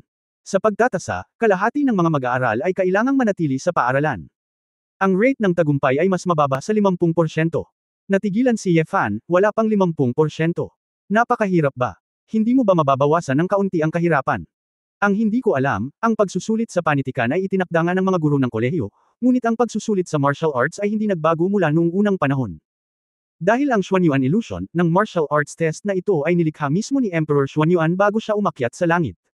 Maliban sa ilang pangunahing higpit na kinakailangan sa pagtatasa, iba pang nilalaman ng pagtatasa, lahat ay magkakaroon ng iba't ibang karanasan. Ilagay natin sa ganitong paraan, automatikong makikilala ng ilusyon ang iyong mga kahinaan sa pamamagitan ng pagsubok, at pagkatapos ay magsasagawa ng mga naka-target na pagsubok. Ito ay orihinal na pagsubok na iniwan ni Emperor Xuanyuan sa ating mga inapo upang pumili ng mga talento. Ang mga batang talento sa ilalim ng Heavenly Venerate ay maaaring pumunta sa pagsubok. Nang maglaon, pagkatapos ng pagtatatag ng Dasheng Dynasty, ang Celestial Chosen ay nag-aatubili na gamitin ang ilusyon ni Emperor Xuanyuan upang pumili ng mga talento, ngunit hindi siya nang ahas na sirain ang mga gawa ng mga bayan ng ibang tao, kaya ito ang naging venue ng pagsusulit sa martial arts ng aming kolehiyo. Sa tingin mo, ang trial ground na ito ay para sa mga magsasaka sa ibaba ng Chanzan. Si Xuanyuan Sanying, ang pinakamalakas sa ating akademya, ay hindi pa nakakarating sa kaharian ng immortalidad. Madali bang makuha? Ye fans. Kumikislap ang mga mata, ito pala ang silid ng pagsusulit na itinakda ni Xuanyuan Wangdi. Ito ay talagang kawili-wili. Hindi katakataka, papayagan ng kolehiyo ang mga mag-aaral na manatili sa paaralan hanggang sila ay 20 taong gulang. Sa bagay, kahit gaano kalakas ang mga estudyante, hindi sila papasa ng 100%, at bibigyan sila ng 3 pagkakataon. Hindi naman masyado. Huwag mong isipin ang pagsusulit sa martial arts, imposible lang para sa ating mga uri ng foundation building practitioners. Halika, kalahating oras pa, magsisimula na ang klase ng tula, ihahatid na kita sa klase. Bati ni Ye Danqing. Tumayo roon si Ye Fan at nagtanong, kung maipapasa ko ng maaga ang pagsusulit sa pagtatapos, hindi na ba ako kailangang pumasok sa klase? Kabanata 1927 tagapangasiwa. Saglit na natigilan si Ye Danqing, pagkatapos ay bumantong hininga at nagsabi, alam kong hindi mo gustong pumunta rito, at ayaw kong kumuha ng mga klase, ngunit ang pagtatasa ng pagtatapos ng pagsusulit sa liberal arts ay hindi maaaring isulong, at ang mga tao ay hindi patapos sa mga tanong, paano ka kukuha ng pagsusulit? Nagtanong ako tungkol sa pagsusulit sa martial arts, sabi ni Ye Fan. Inikot ni Ye Danqing ang kanyang mga mata, wukaw. May kinalaman ba ito sa iyo? Don't worry about it, just tell me, under what circumstances, you can skip class. O, hindi na ako papasok sa klase at maghihintay na lang. Exams, okay. Nag-atubili si Ye Fan na maglaan ng oras para dumalo sa mga lecture. Walang magawang sinabi ni Ye Danqing, ang pagsusulit sa panitikan ay dapat kunin sa klase, dahil may mga pagtatasa sa karaniwang mga klase, at hindi pinapayagan ang pagsusulit sa pagtatapos kung walang sapat na oras ng klase. Ang tanging paraan para hindi na kumuha ng mga klase ay ang pumasa sa pagsusulit tuwing semestre. Martial arts test, iyon ay upang pumunta sa Xuanyuan illusion at makapasa sa isang pagsubok. Oh, pwede ba akong pumunta sa Xuanyuan illusion para mag-test in advance? Oo, ang bawat student card ay may 3 pagkakataon bawat buwan na kumuha ng pagsusulit. Ito ay upang bigyang daan ang mga mag-aaral ng pagsusulit sa martial arts na maunawaan ang kanilang sariling mga pagkukulang, linangin sa direksyong paraan, at maghanda para sa pagsusulit. Gayunpaman, kung ang pagsusulit ay naipasa, walang pagtatasa lamang sa pagtatapos ng termino, at ang pagsusulit sa pagtatapos ay kukunin pa rin sa susunod na taon. Dahil ang pagsusulit sa pagtatapos ay itinuturing na opisyal na resulta ng pagtatapos sa oras na iyon, ang mga akademiko ng Holy Emperor Academy ay darating din upang pumili ng mga mag-aaral na gusto nila. Ye Danqing. Sinabi ng may paghamak, sinasabi ng mga taong iyon na gusto nilang pumili ng mga talento na pipiliin para sa mga cultural relics upang makapasok sa Holy Emperor's Academy, ngunit sa katunayan, ito ay nakasalalay lamang sa mga resulta ng pagsusulit sa martial arts. Ye. Hinawakan ni Fan ang kanyang baba at biglang may naisip na tanong, gaya ng sabi mo. Kung hindi ako mag-aaral o makapasa sa pagsusulit sa martial arts, maaapektuhan ba ang mga aktibidad ko sa akademya? Bagamat maaari siyang kumuha ng pagsusulit, ngunit tila medyo nakakasilaw, kung tutuusin, kung ang kanyang pagtatayo ng pundasyon ay naipasa, ito ay masyadong kapansin-pansin. Hanggat kaya niyang magbasa ng mga medikal na libro sa akademya nang hindi iniistorbo, wala talaga siyang gustong pakialaman. Hoy, ikaw bata, sa tingin mo ba ay napakadali ng paglaktaw sa mga klase? Dinala ni Ye Danqing si Ye Fan at naglakad papunta sa entrance ng akademya, kung saan may mga rehas na nakaharang sa mga naglalakad. Kunin mo ang student card mo at i-swipe mo doon. Itinuro ni Ye Danqing ang isang square spark card swiping device doon kay Ye. Sinundan ito ng Fan. Pagkatapos magsipilyo, nakita niyang umilo na pula ang spar. May ilang estudyante mula sa academy sa tabi. Ano ang ibig sabihin nito? Nagtataka si Ye Fan. Hanggat hindi ka nakapasa sa pagsusulit sa martial arts, kailangan mong kumuha ng mga klase. Kung wala kang sapat na mga klase, at kung wala kang sapat na mga pagsusuri, ikaw ay ibabawas ng mga puntos. Kung mayroon kang sapat, ang mga marka ay berde, at kung mayroon kang kakulangan ng mga marka, ikaw ay magiging dilaw. Kapag naabot na ang pulang ilaw, nangangahulugan ito na delikado na. Kung ikaw, huwag kang makinig sa klase at tumaas ang iyong mga marka sa pagsusulit, baka paghigpitan ka sa pagpasok sa akademya, at lalapit sa iyo ang komite ng akademya para punahin at parusahan. Ikanawit ni Ye Danqing ang balikat ni Ye Fan ng may panghihinayang, brother, bagamat nasa bakasyon ka, lisensyado ito ng royal family, ngunit hindi rin gagana sa iyo ang grading system ng akademya. Halos hindi ka na makapasok sa akademya ngayon. Kung mapaparusahan ka talaga, huwag mo nang isipin na graduating ka next year, hindi ka makakapagtapos ng mag-isa, galit na galit ang tatay mo, kami ni Shen lang malaking bagay talaga. Napangiti si Ye Fan, medyo advanced ang school equipment dito, ibig sabihin, kung hindi sapat ang score. Hindi makapasok ang library ng kolehiyo. Huwag mong pag-usapan ang library, ang kolehiyo hindi ka papayagang pumasok sa restaurant dito. Ngumisi si Ye Danqing. Tumango si Ye Fan. Sa ganitong paraan, sa pamamagitan lamang ng pagpasa sa isang pagsusulit maaari siyang makapasok at makalabas ng silid-aklatan ng ligtas at malaya. I see, dalhin mo ako sa library ngayon, sabi ni Ye Fan. Library. Anong ginagawa mo? Huwag kang pumasok sa poetry class. Hindi mo ba naintindihan yung sinabi ko kanina? Muntik ka nang mawalan ng pasok. Hindi nakaimik si Ye Danqing. Ngumiti si Ye Fan, plano kong seryosong mag-aral ng medisina, gusto kong makakita ng medikal na libro. Mag-aral ng gamot. Natigilan si Ye Danqing, pagkatapos ay biglang nagsabi, I see, gusto mong magpatingin sa doktor para sa prinsesa. False, walang mga imperial na doktor, nakikita mo ba ito? At saka, kahit hindi ka magaling sa bawat klase, masyadong mahirap ang gamot. Ang tula, kaligrapya at pagpipinta ay madali pa ring makapasa sa pagsubok. Bakit ang dami mong tanong? Ayaw mo akong dalhin doon, ako na mismo ang hahanap. Umiling si Ye Fan at mag-isa na pumasok. Walang pagpipilian si Ye Danqing kundi tumakbo at akayin si Ye Fan sa library. Pagkarating sa silid-aklatan, bumantong hininga si Ye Danqing, brother, kung gayon dapat kang mag-aral ng mabuti ng medisina, kung paano gamitin ang student card para suriin ang medical curriculum, tinuruan kita ngayon lang. Ang huling medikal na klase ay makalipas ang 1 oras, ako punta muna tayo sa klase ng tula, hindi ka dapat lumaktaw sa klase. Oo. Hinaway-kaway ni Fan ang kanyang kamay, go, ipinapangako ko na hindi ako paghihigpitan sa pagpasok sa akademya. Mabuti kung alam mong seryoso ang usapin, oops. Kailangan kong umalis agad, dilaw na dilaw ang card ko. Sabi ni Ye Danqing, at nagmamadaling tumakbo palayo.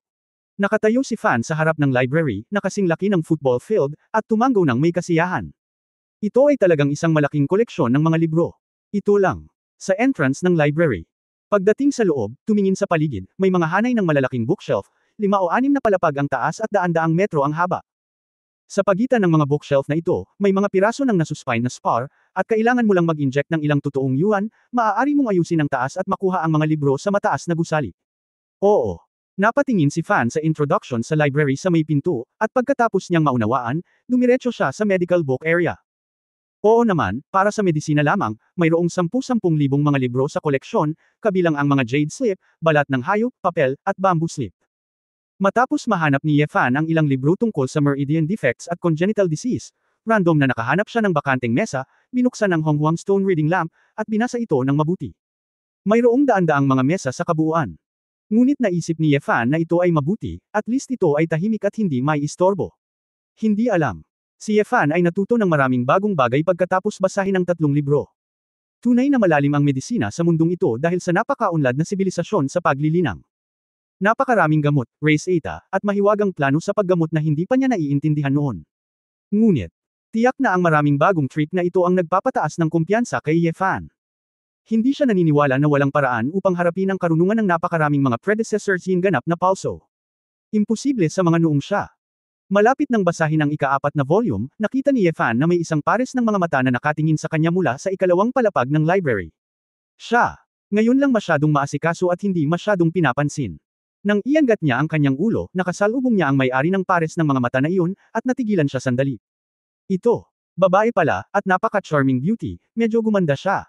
Ang edad, mula sa kanyang mga mata na puno ng mga pagbabago sa buhay, makikita mo ang mga bakas ng mga taon. Gayunpaman, ang kanyang hitsura ay halos 30 taong gulang lamang. Nakasuot siya ng itim na turtleneck sweater at itim na leather na pantalon, na nagpapakita ng sobrang init ng kanyang figure. Ang isang ulo ng maitim na pulang buhok ay nakatali sa likod ng kanyang ulo, at ang kanyang noo ay matapang na nakalabas. Halatang tiwala siya sa kanyang maselang hitsura. I have to say that this is a very tasteful woman, just like the vicissitudes of men is mysterious and attract women, ang isang babae na may kwentong tinitingnan ay maaari ding makaakit ng mga lalaki. Bagamat hindi maniktik ni Ye Fan ang lakas ng babaeng ito, ang unang impresyon niya ay ang babaeng ito. Hindi madali. Ito ang pinakamalakas sa lahat ng taong nakilala niya simula noong dumating siya sa sinaunang mundo. Bagamat si Ye, hindi alam ni Fan kung bakit nakatitig sa kanya ang babae, dahil sa prinsipyong hindi manggugulo, napangiti na lang siya at patuloy na isinubsob ang ulo sa pagbabasa. Ang babae, may nakasabit na karatula sa pintuan ng silid. Pagkatapos ng isa pang oras na dumaan sa curator, natapos ni Ye Fan ang pagbabasa ng libro, tumayo para bayaran ito, at nagplanong pumunta para tingnan kung ano ang nangyayari sa martial arts test. Ayaw niyang malaman ni Ye Danqing, kaya pumunta siya upang subukan ang kanyang sarili, baka hindi maitago ang mga bagay. Nang papalabas na siya ng library, napatingin si Ye Fan sa lugar kung saan nakatayo ang babae kanina, at nalaman niyang nasa likod talaga ng opisina ng curator, ang babae, at hindi niya maiwasang matigilan. Ang babaeng ito, maaaring ito ang direktor ng aklatan. Sa ganoong desyerto na aklatan, ang mga administrador ay walang nakita kahit isa. Paano magkakaroon ng ganoon kalakas na tao na namamahala? Hindi kaya may mga kayamanan sa aklatang ito. Kabanata 1928 Xuanyuan Sanying. Noong 1928. Bagamat may bahagyang pagkalito sa kanyang isip, maraming malalakas na tao sa mundo, at walang intensyon si Ye Fan na galugarin sila isa-isa, kaya kailangan na lang niyang asikasuhin ang kanyang sariling mga gawain. Aalis. Sa library, nagtungo si Ye Fan sa Xuanyuan Illusion ayon sa nakitang mapa ng akademya. Ang ilusyong ito ay talagang isang napakalaking pormasayon ng Kiman, na nilikha mismo ni Emperor Xuanyuan sa isang prehistoric na minahan ng bato. Ang mga sinaunang panahong bato sa loob ay konektado sa mga minahan sa ilalim ng lupa, na maaaring patuloy na magbigay ng enerhiya, upang ang ilusyon ay magamit ng mahabang panahon. Sa paghusga mula sa mga reserba ng ligaw na bato sa mundong ito, ang enerhiya ng hanay na ito ay halos hindi mauubos. Ito. Ang Xuanyuan Illusion ay talagang napakadaling mahanap, dahil may malaking burol sa kanluran ng akademya, na masyadong halata. Dumating si Ye Fan sa labas ng bundok at umakyat sa mga hagdan, nalaman lamang na may malawak na bukas na espasyo sa labas. Ang daming tao dito bigla. May mga lalaki at babae na magkaibang angkan sa lahat ng dako. Kung titingnan ng nakaraan, tinatayang mayroong libu-libong tao. Ang mga mag-aaral dito ay hindi bababa sa core formation realm, at halos wala silang mahanap na pagtatayo ng pundasyon. Obviously, lahat ito ay paghahanda para sa pagsusulit sa martial arts, karamihan sa kanila ay pumupunta dito para makipag-usap at makipagpalitan, at ang ilan ay nandito para sa pagsubok. Dahil doon, napakaraming tao, hindi gaanong nakatawag ng pansin si Ye Fan nang magpakita siya rito. Siya. Tumingin sa isang mapa ng pamamahagi na nakatayo sa tabi niya, at nalaman na mayroong higit sa 30 pasukan sa pagsubok, at sila ay nasa iba't ibang direksyon ng ilusyong ito, at ang bilang ay medyo malaki. Gayunpaman, Kung isa sa alang-alang ang bilang ng mga mag-aaral sa Xuanyuan College, ito ay maliwanag, kung hindi, kung paano matatapos ang pagtatasa ng pagtatapos sa maikling panahon. Oo. Alam ni Fan na kapag natapos niya ang pagsusulit, malamang na maakit siya ng maraming atensyon na makakasama sa kanya. Kaya, sa pag-iisip, plano kong iwasan ang mga taong nagkukumpulan dito at maglakad papunta sa likod ng bundok. Para sa mga pasukan na mas malayo, kakaunti ang madadaanan. Pagkatapos ng lahat, ang pagsubok ay hindi nakakahiya, ito ay isang pagpapakita ng lakas, at karamihan sa mga tao ay hindi nais na gumawa ng isang espesyal na detour. Ngunit nang malapit na siyang maglakad palabas ng karamihan, may hamarang sa kanya. Hindi ba ito si Yefan? Bihira kang makilala dito. Pagdinig. Ang boses, alam ni Yefan kung sino yun, at nakaramdam siya ng pagkabalisa. Susundan kaya siya ng lalaking ito. Ang taong dumating ay si Ling Mingjing, na nakilala sa restaurant, at nabalitaan kung isa siya sa Xuanyuan Sanying. Nakabihis na si Ling Mingjing. Nakaputi, may maamong ngiti sa gwapong mukha, may mangilan-ngilang katulong sa likod niya, naglalakad sa buong daan, maraming estudyanteng babae sa tabi niya ang nagpakita ng paghanga at pagkamahiyain. Oo. Wala naman talagang problema si Fan sa taong ito, pero tinawag niya ang sarili niya, hindi ba niya naantala ang plano niyang mag-test ng tahimik? Tipong nakakainis. Oo naman. Napatingin ang maraming tao sa malapit. Pagkatapos ng lahat, si Ling Mingjing ay isang man of the hour, at ang mga taong sinusundan niya ay natural na naging atensyon ng lahat. Hindi ko lang nalaman bakit ang basura ng bahay ni Zhenbei Hao doon. Haha. Si Yefan ba yun nakakasal lang sa panganay na prinsesa? Bakit siya nandito? Ito. May kapal na, ako. Nabalitaan kong nawala ang alaala ko, nawala ka ba? Haha. Isang grupo ng mga tao ang tumuturo at patuloy na tumatawa. Hindi rin sila natatakot kay Zhenbei Hufu. Pagkatapos ng lahat, ang malakas ay iginagalang sa mundong ito, at ang mga marangal na titulo ay nangangailangan din ng suporta sa lakas, hindi pa banggitin ng mga anak ng angkan mismo ay may mga background. Bilang karagdagan, kumunot ang noo ni Ling Mingjing at sinabing, mga kaklase ko, si Yefan ay kapatid ng aming Shenlong clan. Gusto mo bang maging magalang sa taong nasa harapan ko? Nang makita ng isang grupo ng mga tao na gustong protektahan ni Ling Mingjing si Yefan, lahat sila ay napahiya. Panatilihin ang iyong bibig. Young Master Ling, syempre ibibigay namin ito sa iyo. Hehe. Maraming babaeng estudyante ang lahat ay nakatingin sa isa't isa at sunod-sunod na umalalay kay Ling Mingjing. Gusto ninyong i-bully ang mahihina, at kung may kakayahan kayong pumunta sa hilaga para labanan ang kaaway. Oo, ang marquis ng Zhenbei ay may maraming tagumpay sa labanan, hindi mo ba kayang bigyan ng kaunting mukha ang kanyang anak? Bakit kailangan mong sabihin na pangit? Habang nagsasalita ang mga estudyante para kay Yefan, lahat sila ay napatingin kay Ling Mingjing. Ngumiti si Ling Mingjing at tumanggo sa ilang mga babaeng estudyante, na agad namang nagpamula sa ilang mga babaeng estudyante sa pananibik. Hindi nakaimik si Yefan. Tungkol naman sa, hindi maaaring magpakasal ang iba't ibang angkan, kaya hindi ko alam kung ano ang gusto ng mga babaeng ito. Hindi kaya kahit wala silang anak, gusto pa rin nilang may mangyari kay Ling Mingjing. Ano ang maganda sa maliit na puting mukha na ito? Palihim na umiling si Yefan, nagbabalak na umalis kaagad. Ngunit pinigilan pa rin siya ni Ling Mingjing, Yefan, congratulations sa kasal mo, maaga akong umalis noong araw na iyon, nabalitaan ko na uminom ka ng maraming alak, at ang pangalan ng alcoholic madness, ay kumalat, nakakamangha talaga. Oo, napangiti si Fan, wala lang. Kung wala na, mauuna na ako. Bakit ka ba nagmamadali, hindi mo sinabi sa akin kung bakit ka pumunta sa Xuanyuan Illusion? Mukhang pinaghahandaan mo ang literary test ha? Gusto mo bang subukan ng martial arts test? Tanong ni Ling Mingjing. Haha, Young Master Ling. Nasa ikatlong yugto pa lang siya ng foundation building, paano siya kukuha ng pagsusulit sa martial arts? Nawala na yata siya. Haha, gatlang M. Agad na tumawa ang ilan sa mga katulong ni Ling Mingjing. Kumunot ang noo ni Ling Mingjing at sinabing, anong tinatawa-tawa mo? Mas mahalaga ang mga tao kapag may adhikain sila. Kung saan may pagnanais, magkakatotoo ang mga bagay-bagay. Bagamat hindi ito makapasa ngayon ni Yefan, baka sa susunod na taon, makakahabol na siya. Yun lang. Tingnan mo. Tingnan mo ang iyong munting mukha, matuto sa kilos ni Ling Xiao. Sigaw ulit ng ilang babae.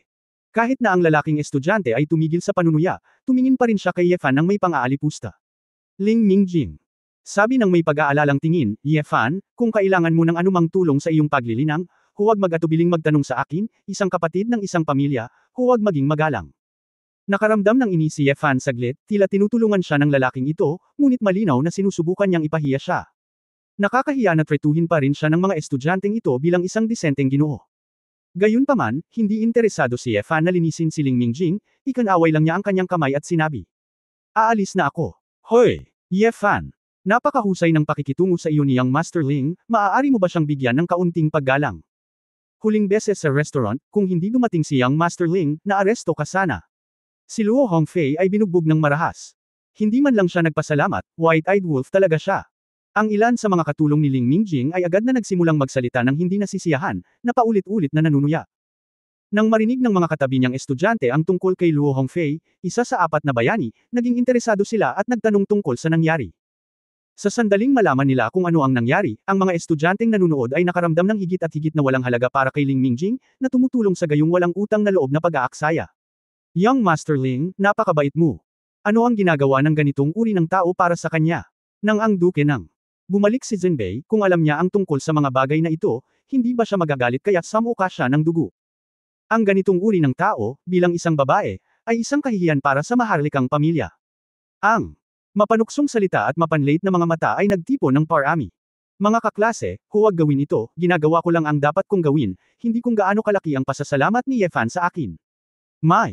Mga kapatid, hindi ako makapagpasalamat, umalis na tayong lahat, humakbang si Ling Mingjing para ipagtanggol ang layag ni Yefan. Hindi nakaimik si Fan. Hindi mo ba naisip ito? Gusto ko nang umalis, kailangan kong pigilan ang sarili ko. Habang binabalak ni Yefan na huwag pansinin ang mga taong ito at umalis, nakarinig siya ng kaguluhan mula sa karamihan sa kabilang panig. Nandito na si Miss Kung Chan. Ito ay kawili-wili. Sina Ling Mingjing at Bi Kung Chan ay parehong darating para mag-test ngayon. Agad na naakit ang atensyon ng mga tao, at walang dumating para akusahan si Yefan bilang isang white-eyed wolf. Lumingon si Yefan at nakitang naglalakad ang isang babaeng nakasuot ng mahabang asul at pulang damit. Nakasuot ng nagniningas na hairpan na hugis ibon, bagamat mga 1.6 metro lang ang taas, medyo maliit at cute, ngunit kabaligtaran ang kanyang hitsura. Para kay Yefan, na nakakita ng maraming nakamamanghang kagandahan, ang ganitong uri ng hitsura ay hindi isang multinational na kagandahan, ngunit ang kanyang mga tampok sa mukha ay nagpapakita ng isang mapang-akit na alindog. At malinaw na nagsilang ng mukha ng mapang-akit na kaluluwa, ngunit ito ay isang malamig at may elo na hitsura, at ang hitsura ng mga estranghero ay puno ng aura.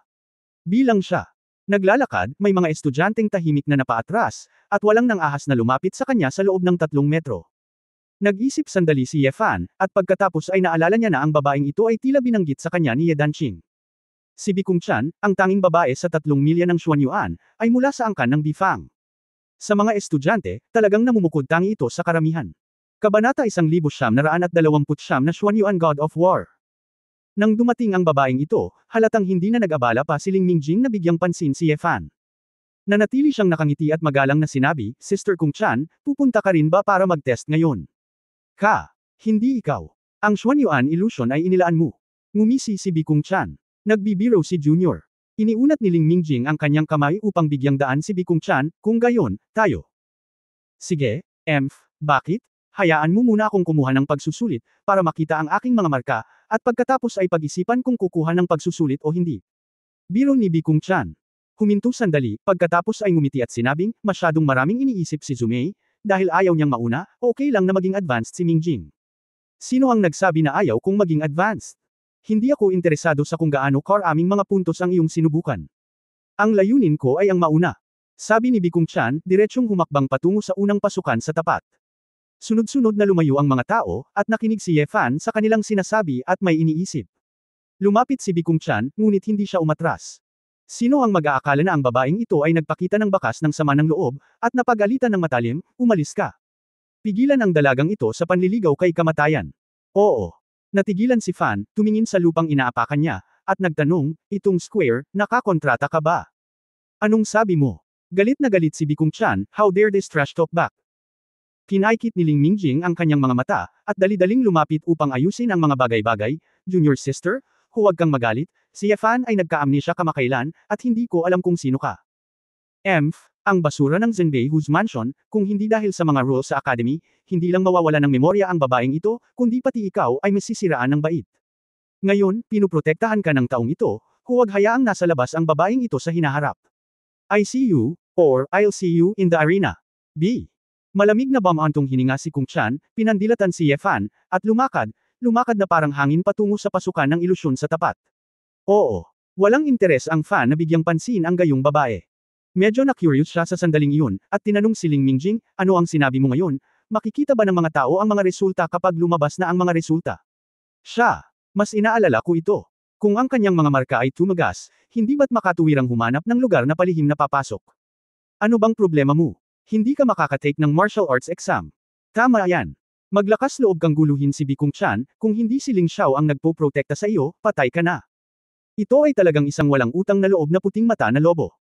Nang marinig ng ilang estudyante si Ye Fan na nagtatanong pa rin, hindi nila maiwasang maramdaman na si Ye Fan ay masyadong walang puso at tanga. Si Ling Mingjing, sa kabilang banda, ay may napakabait na hitsura. Masigasig niyang hinayla si Ye Fan papunta sa pintuan ng Fantasy Realm, at itinuro ang isang malaking batong kristal na screen sa tabi nito. Ye Fan, hindi ka nagpunta dito dati. Hindi ko alam kung normal lang ito. Ang Xuanyuan illusion na ito ay may espesyal na Xuanyuan God of War Rankang, na magre-record ng mga resulta ng mga tester bawat taon. Nakinig si Fan sa kanyang paliwanag, habang tinitingnan ang mga paglalarawan ng ilang ilusyon sa tabi ko, sa wakas ay naiintindihan ko. Ito. Ang Xuanyuan illusion test ay nahahati sa 7 antas sa listahan, na medyo kawili-wili. Ang pinakamababa. Ang maliliit na bagay ay matagumpay, ang pinakamababa ay halos 6 na antas ng dan, at ang puting pangalan ay naitala. Integration and integration, kailangang hugis at berde. Sa itaas, mayroong isang napakabihirang, consummate blue, sa mga mag-aaral, na nangangailangan ng 6 na layered at asul na pangalan ng plastic na kaluluwa. Tungkol naman sa ang mas mataas na antas ng superioridad, isa na itong marka na maaaring makuha ng hindi bababa sa 9 na antas ng espiritual na paghubog, o kahit nakahabaan ng buhay, na may kapansin-pansing kulay na lilang. Tungkol naman sa ang huling 2 antas, pag-abot sa rurok, at paglalaban sa mga bayani, ang pilak at ginto na mga marka ay ang pinakamababa, at dapat na mas mataas ang mga ito sa 6 na antas ng mahabang buhay, o maging ang antas ng Chanzen. Sa totoo lang, simula nang lumitaw ang buong Xuanyuan illusion, kakaunti na ang mga tester na maaaring makakuha ng titulong Distinguishing Heroes. Bukod dito, nakuha lang iyon ng makumplito ni Emperor Xuanyuan ang ilusyon, at inimbitahan ng ilang eksperto mula sa Heaven Snatching Realm na subukan ito. Sa huling yugto, ang ilusyon ay naging silid ng pagsusulit para sa mga mag-aaral, at hindi kailanman nagkaroon ng marangal na tagumpay. Kung tutuusin, kakaunti ang mga kabataan sa itaas ng immortal na kaharian, at ang mga sikat na master sa itaas ng Chanzen ay hindi pupunta dito para sa pagsubok ng walang dahilan, pabayaan ang mga malalakas sa banal na kaharian. Basta, tulad ng mga mag-aaral sa kolehiyo na hindi papasok sa mga pagsusulit sa elementarya ng walang dahilan, kung gusto mo talagang subukan ang iyong lakas, maaari kang direktang makahanap ng isang makakalaban, at hindi na kailangang sumubok sa mga mag-aaral.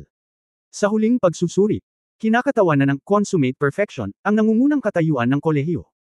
At ang ma-achieve ang superiority, at magkaroon ng purple na titulo bago ang graduation ay isa ng hindi maisip na kaluwalhatian para sa hindi mabilang na mga kabataan mula sa clan. Sapat na upang pukawin ang malaking atensyon ng iba't ibang puwersa ng dinastiya. Malamang, Ye Fan, sa tingin ko kung magsisikap ka, magkakaroon ka pa rin ng pagkakataon na maabot ang antas ng first glimpse of the door, sa susunod na taon. Kung kailangan mo ng anumang tulong mula sa akin, sabihin mo lang, mukhang sinsero si Ling Mingjing. Isang grupo ng mga tao sa tabi. Alam din ni Ye Fan na talagang mababa ang kanyang cultivation. Bagamat nagtataglay siya ng likidong gintong elixir ng Sword Intent, ang elixir na ito ay iba sa ordinaryong spiritual chi formation elixir, na parang iba ang frequency at hindi ito nararamdaman ng mga tagalabas. Higit pa rito, kahit na siya ay itinuturing na isang core, ang kanyang cultivation base ay napakababa. Siya ay palaging pragmatic, binibigyang prioridad ang labanan ng kapangyarihan, at ang kanyang cultivation base ay nakatayo sa isang tabi. Kaya, nang marinig ang grupong ito ng mga tao na tinutuya ang kanyang cultivation, naramdaman din ni Ye Fan na okay lang, talagang mababa siya. Oh, iyan ang nangyari, Xuanyuan War God List. Ying Mo, Ling Mingjing, Bikung Chan, Huang Yinger. Itong 4 na asul na pangalan mo ay nasa antas ng purong apoy, tama ba? Nakita ni Ye Fan, ang listahan ay naglilista ng nangungunang 100, ngunit 4 lang ang asul, ang susunod na 50 o higit pa ay berde, at pagkatapos nito, lahat ay puti.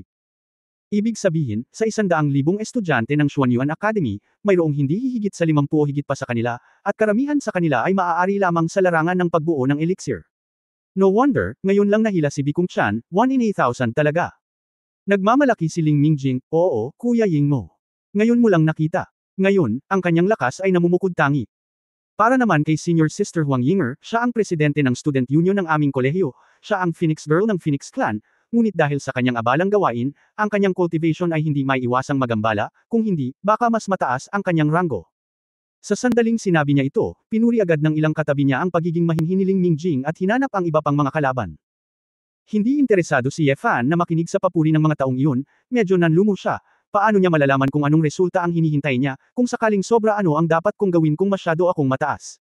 Maitatala ba ang mga marka ng lahat? Maaari bang itago ng ilang mga tao ang kanilang mga marka? Tanong ni Ye Fan.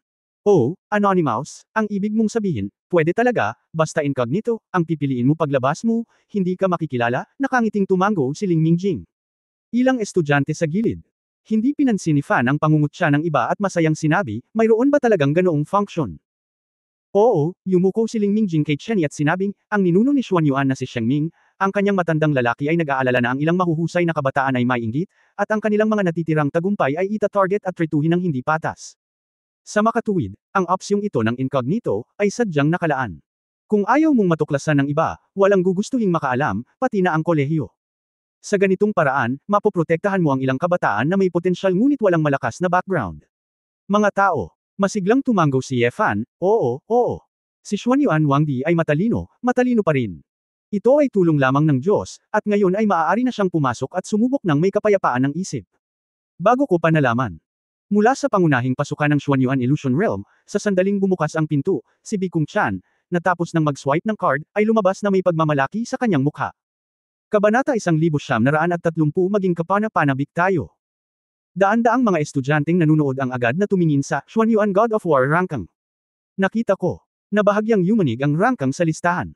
Pagkatapos ng pag-refresh, tumaas si Bikung Chan sa pangalawang pwesto, na nalampasan si Ling Mingjing. Makapangyarihan si Miss Kung Chan. Mas malakas pa ito kaysa Ling Xiao. Galing. Sayang at hindi ko pa kayang lampasan si Ying Mo. Napaka-pervert ng lalaking iyon. Sinasabing hinubog na ni Ying Mo ang ikasyam na antas ng espiritualidad. Ang hirap talaga ng ganitong martial arts. Ikumpara mo sa kanya, ng si B. Nakita ni Kung Chan ang kanyang ranggo, hindi siya nasisiyahan at kinagat ang kanyang mga pilak ng ngipin, medyo lang. Congratulations kay Kung Chan, nakangiting sabi ni Ling Mingjing, very generous look, mukhang taos-pusong pagbati. Umalis ka sa daan. Hindi man lang na-appreciate ni B. Kung Chan, tumalikod siya at humakbang palayo halatang number 1 lang talaga ang goal niya. Sa harap ng kanyang kabastusan at kay abangan, walang nagtatanong na boses sa paligid, ito ang pribilehyo ng malalakas. Young Master Ling. Ikaw na ang pumasok. Inaasahan namin na muli mong makuha ang pangalawang pwesto. Ano ba? Siguradong tatama sa unang pwesto si Young Master Ling. Senior Mingjing. Halika. Sinusuportahan ka namin. Naghiyawan ang mga babae. Mapakumbabang ngumiti si Ling Mingjing at nagpahayag ng pasasalamat sa lahat. Ang lahat ay tumitingin sa isang tao ng napakataas. Nahihiya si Mingjing na maging karapat-dapat dito, gawin ang iyong makakaya. Pagkatapos magsalita, naglakad si Ling Mingjing patungo sa main entrance na may seryosong mukha. Nang magtama ang mga mata ng lahat sa pangunahing pasukan, sa wakas ay nagkaroon ng pagkakataon si Ye Fan na tahimik na lumabas sa karamihan. Oo. Sa wakas ay alam ni Fan kung bakit ang mga taong ito ay gustong magtipon sa pangunahing pasukan, at sa wakas ay naunawaan kung bakit ginamit lamang ni Ling Mingjing at Bikung Chan ang pasukan ng pangunahing pasukan. Una. Mayroong Xuan Yuan War God Rankang sa tabi nito, at direkta mong makikita ang Rankang. Pangalawa, ang mas mahalaga ay, napakaraming tao dito. Sa tuwirang pananalita, ang mga anak ng angkan ay kailangang magligtas ng mukha, at kung nakamit nila ang mga resulta sa kanilang paglilinang, syempre kailangan nilang ipakita ang kanilang mga nagawa. Kahit sinong makakagawa nito. Sa listahan ay nais na subukan ito sa kanilang sarili, at lahat ay magbibigay pansin dito, at walang sinuman ang gustong maging kilala. Kung mas malapit ka sa pasukan ng listahan ng God of War, mas madali itong maakit ang atensyon at gawing mas madali para sa kanila na tumayo. At, yaong mga estudyanteng nanunood ay masigasig ding manood ng pagsusulit ng mga piling tao sa kolehiyo. Sino ang magiging interesado sa pagsusulit ng mga mag-aaral na hindi ni rango? Tulad ni Ye Fan, na sinubukan ang kanyang makakaya upang mabuhay at ayaw niyang matuklasan, tinatayang hindi mapipili ng buong akademya ang pangalawa. Nakikita na ang mga taong ito ay lahat ng atensyon kay Ling Mingjing, sinamantala ni Ye Fan ang pagkakataong umalis ng tahimik. Pagkatapos maglakad-lakad. Ilang sandali, dumating si Ye Fan sa likod ng bundok ng Xuan Yuan Illusion. Ang pasukan dito. Matapos kumpirmahin ng paulit-ulit na walang tao, lubos na nasisiyahan si Ye Fan. Lumapit siya sa maalikabok na swipe spar at nag-swipe ng red light student card. Bumukas ang pinto at nagkalat ang ilang alikabok. Oo. Inaasahan ito ng Fan, at pumasok. Pagkapasok niya sa loob, nakita niya ang isang pagsabog ng puting liwanag na kumikislap sa harap ng kanyang mga mata, at ang isang porma sayon sa ilalim ng kanyang mga paa ay kumikislap. Sa muling pagtingala, si Ye Fan ay nai-teleport sa loob ng ilusyon sa isang maikling distansya. Naghahanap. Sa paligid, nalaman ni Ye Fan na ang lugar dito ay kasing laki ng 2 football field. Ayon sa kabuuang bilang ng mga pasukan, talagang imposible para sa bundok na ito na magkasya sa napakaraming larangan ng pagsubok. Ang tanging paliwanag ay ang Emperor Xuan Yuan ay gumamit ng mahika upang lumikha ng malalaking independenteng espasyo sa larangan ng ilusyon. Si Yefan ay ganap na hindi maintindihan sa ganitong uri ng mahiwagang kasanayan, ngunit ang kalaban ay si Emperor Xuanyuan, kaya hindi ito nakakagulat. Basta. Habang lumiling-galing si Yefan, nakita niya ang isang biglaang pagbabago sa hangin, isang malaking halaga ng earthy yellow aura ang natipon, na bumubuo ng hindi mabilang na lumilipad na mga bato, nagiging malakas na ulan ng mga bato, na bumagsak patungo kay Yefan. Sususu, mabilis na nahulog ang bato. Kung ito ay ibang tao, dapat ay magagamit niya ang kanyang tunay na diwa upang labanan, ngunit naramdaman ni Yefan na ang epektong ito ay hindi makakaapekto sa kanyang pisikal na katawan, kaya nakatayo lang siya roon at hindi gumagalaw. Ang bato ay nabasag ng ilang segundo, at tila hindi epektibo ang ilusyon at agad na tumigil. Kaagad pagkatapos, isang malakas na puwersa ng adsorption ang biglang lumitaw sa lupa. Lumakas ang gravity. Oo. Itinaas ni Fan ang kanyang paa, at talagang lumalakas ito, ngunit ang gravity na ito ay iba sa kanyang karaniwang gravity training room. Kasabay nito, sa paligid ni Yefan, isa-isang lumitaw ang mga rock puppet. Ang bato. Binato ng puppet si Yefan, at binatukan din ni Yefan ng isang kamao. Boom! Ang puppet ay direktang nabasag sa mga durog na bato, mabilis na nawala pagkatapos lumapag, at naging aura muli.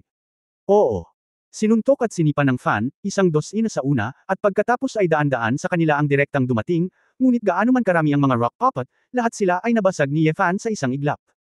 Ang mga puppet na ito ay nasa antas ng core formation realm, kaya natural para kay Yefan na lumaban ng walang kahirap-hirap. Sa wakas, nang medyo nainip si Yefan, biglang nagbago ang rock puppet. Ang mga puppet ay lumitaw na metal na kinang, at ang labas ay nagsimulang mag-apoy ng pulang apoy, bumuo ng yelo, at tumalon sa kulog. Ang pinalakas. Naramdaman ni Yefan na ang aura ng mga puppet na ito ay umabot na sa kaharian ng paghubog ng espiritu, at ang kanilang bilis at lakas ay lubos na pinahusay. Gayunpaman, sa harap ng nakakatakot na pisikal na lakas ni Yefan, ang mga taong ito ay hindi pa rin sapat. Oo. Hinablot ng Fan ang isang flame puppet, binasag ang tatlong puppet at binasag ang tatlong puppet, kinuha ang isa at binasag hanggang mamatay.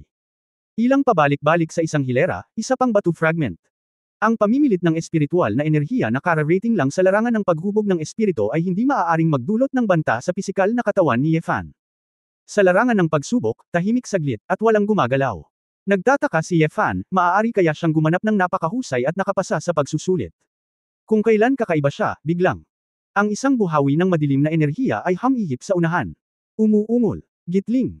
Pagkatapos ng malupit at nakakatakot na dagandong, lumitaw sa harap ni Yefan ang isang mabangis na higanteng lumilipad na dragon na may taas na higit sa 30 metro, na nagliliyab sa madilim na apoy. Katawan ni Nidhogg. Oo. Nagulat si Fan, malinaw na ito ang Nidhogg Black Dragon na nakita niya, ngunit ang nasa harap niya ay dapat na isang halimaw na ginaya ng dark energy sa Xuanyuan illusion. Naalala lang ni Yefan na minsang natalo ni Xuanyuan Wangdi ang Dharma King Doomsday, at malamang na idinagdag din niya ang Nidhogg, na nakita niya, sa isang uri ng pagtatasa ng nilalaman ng ilusyon. Nakakatuwa.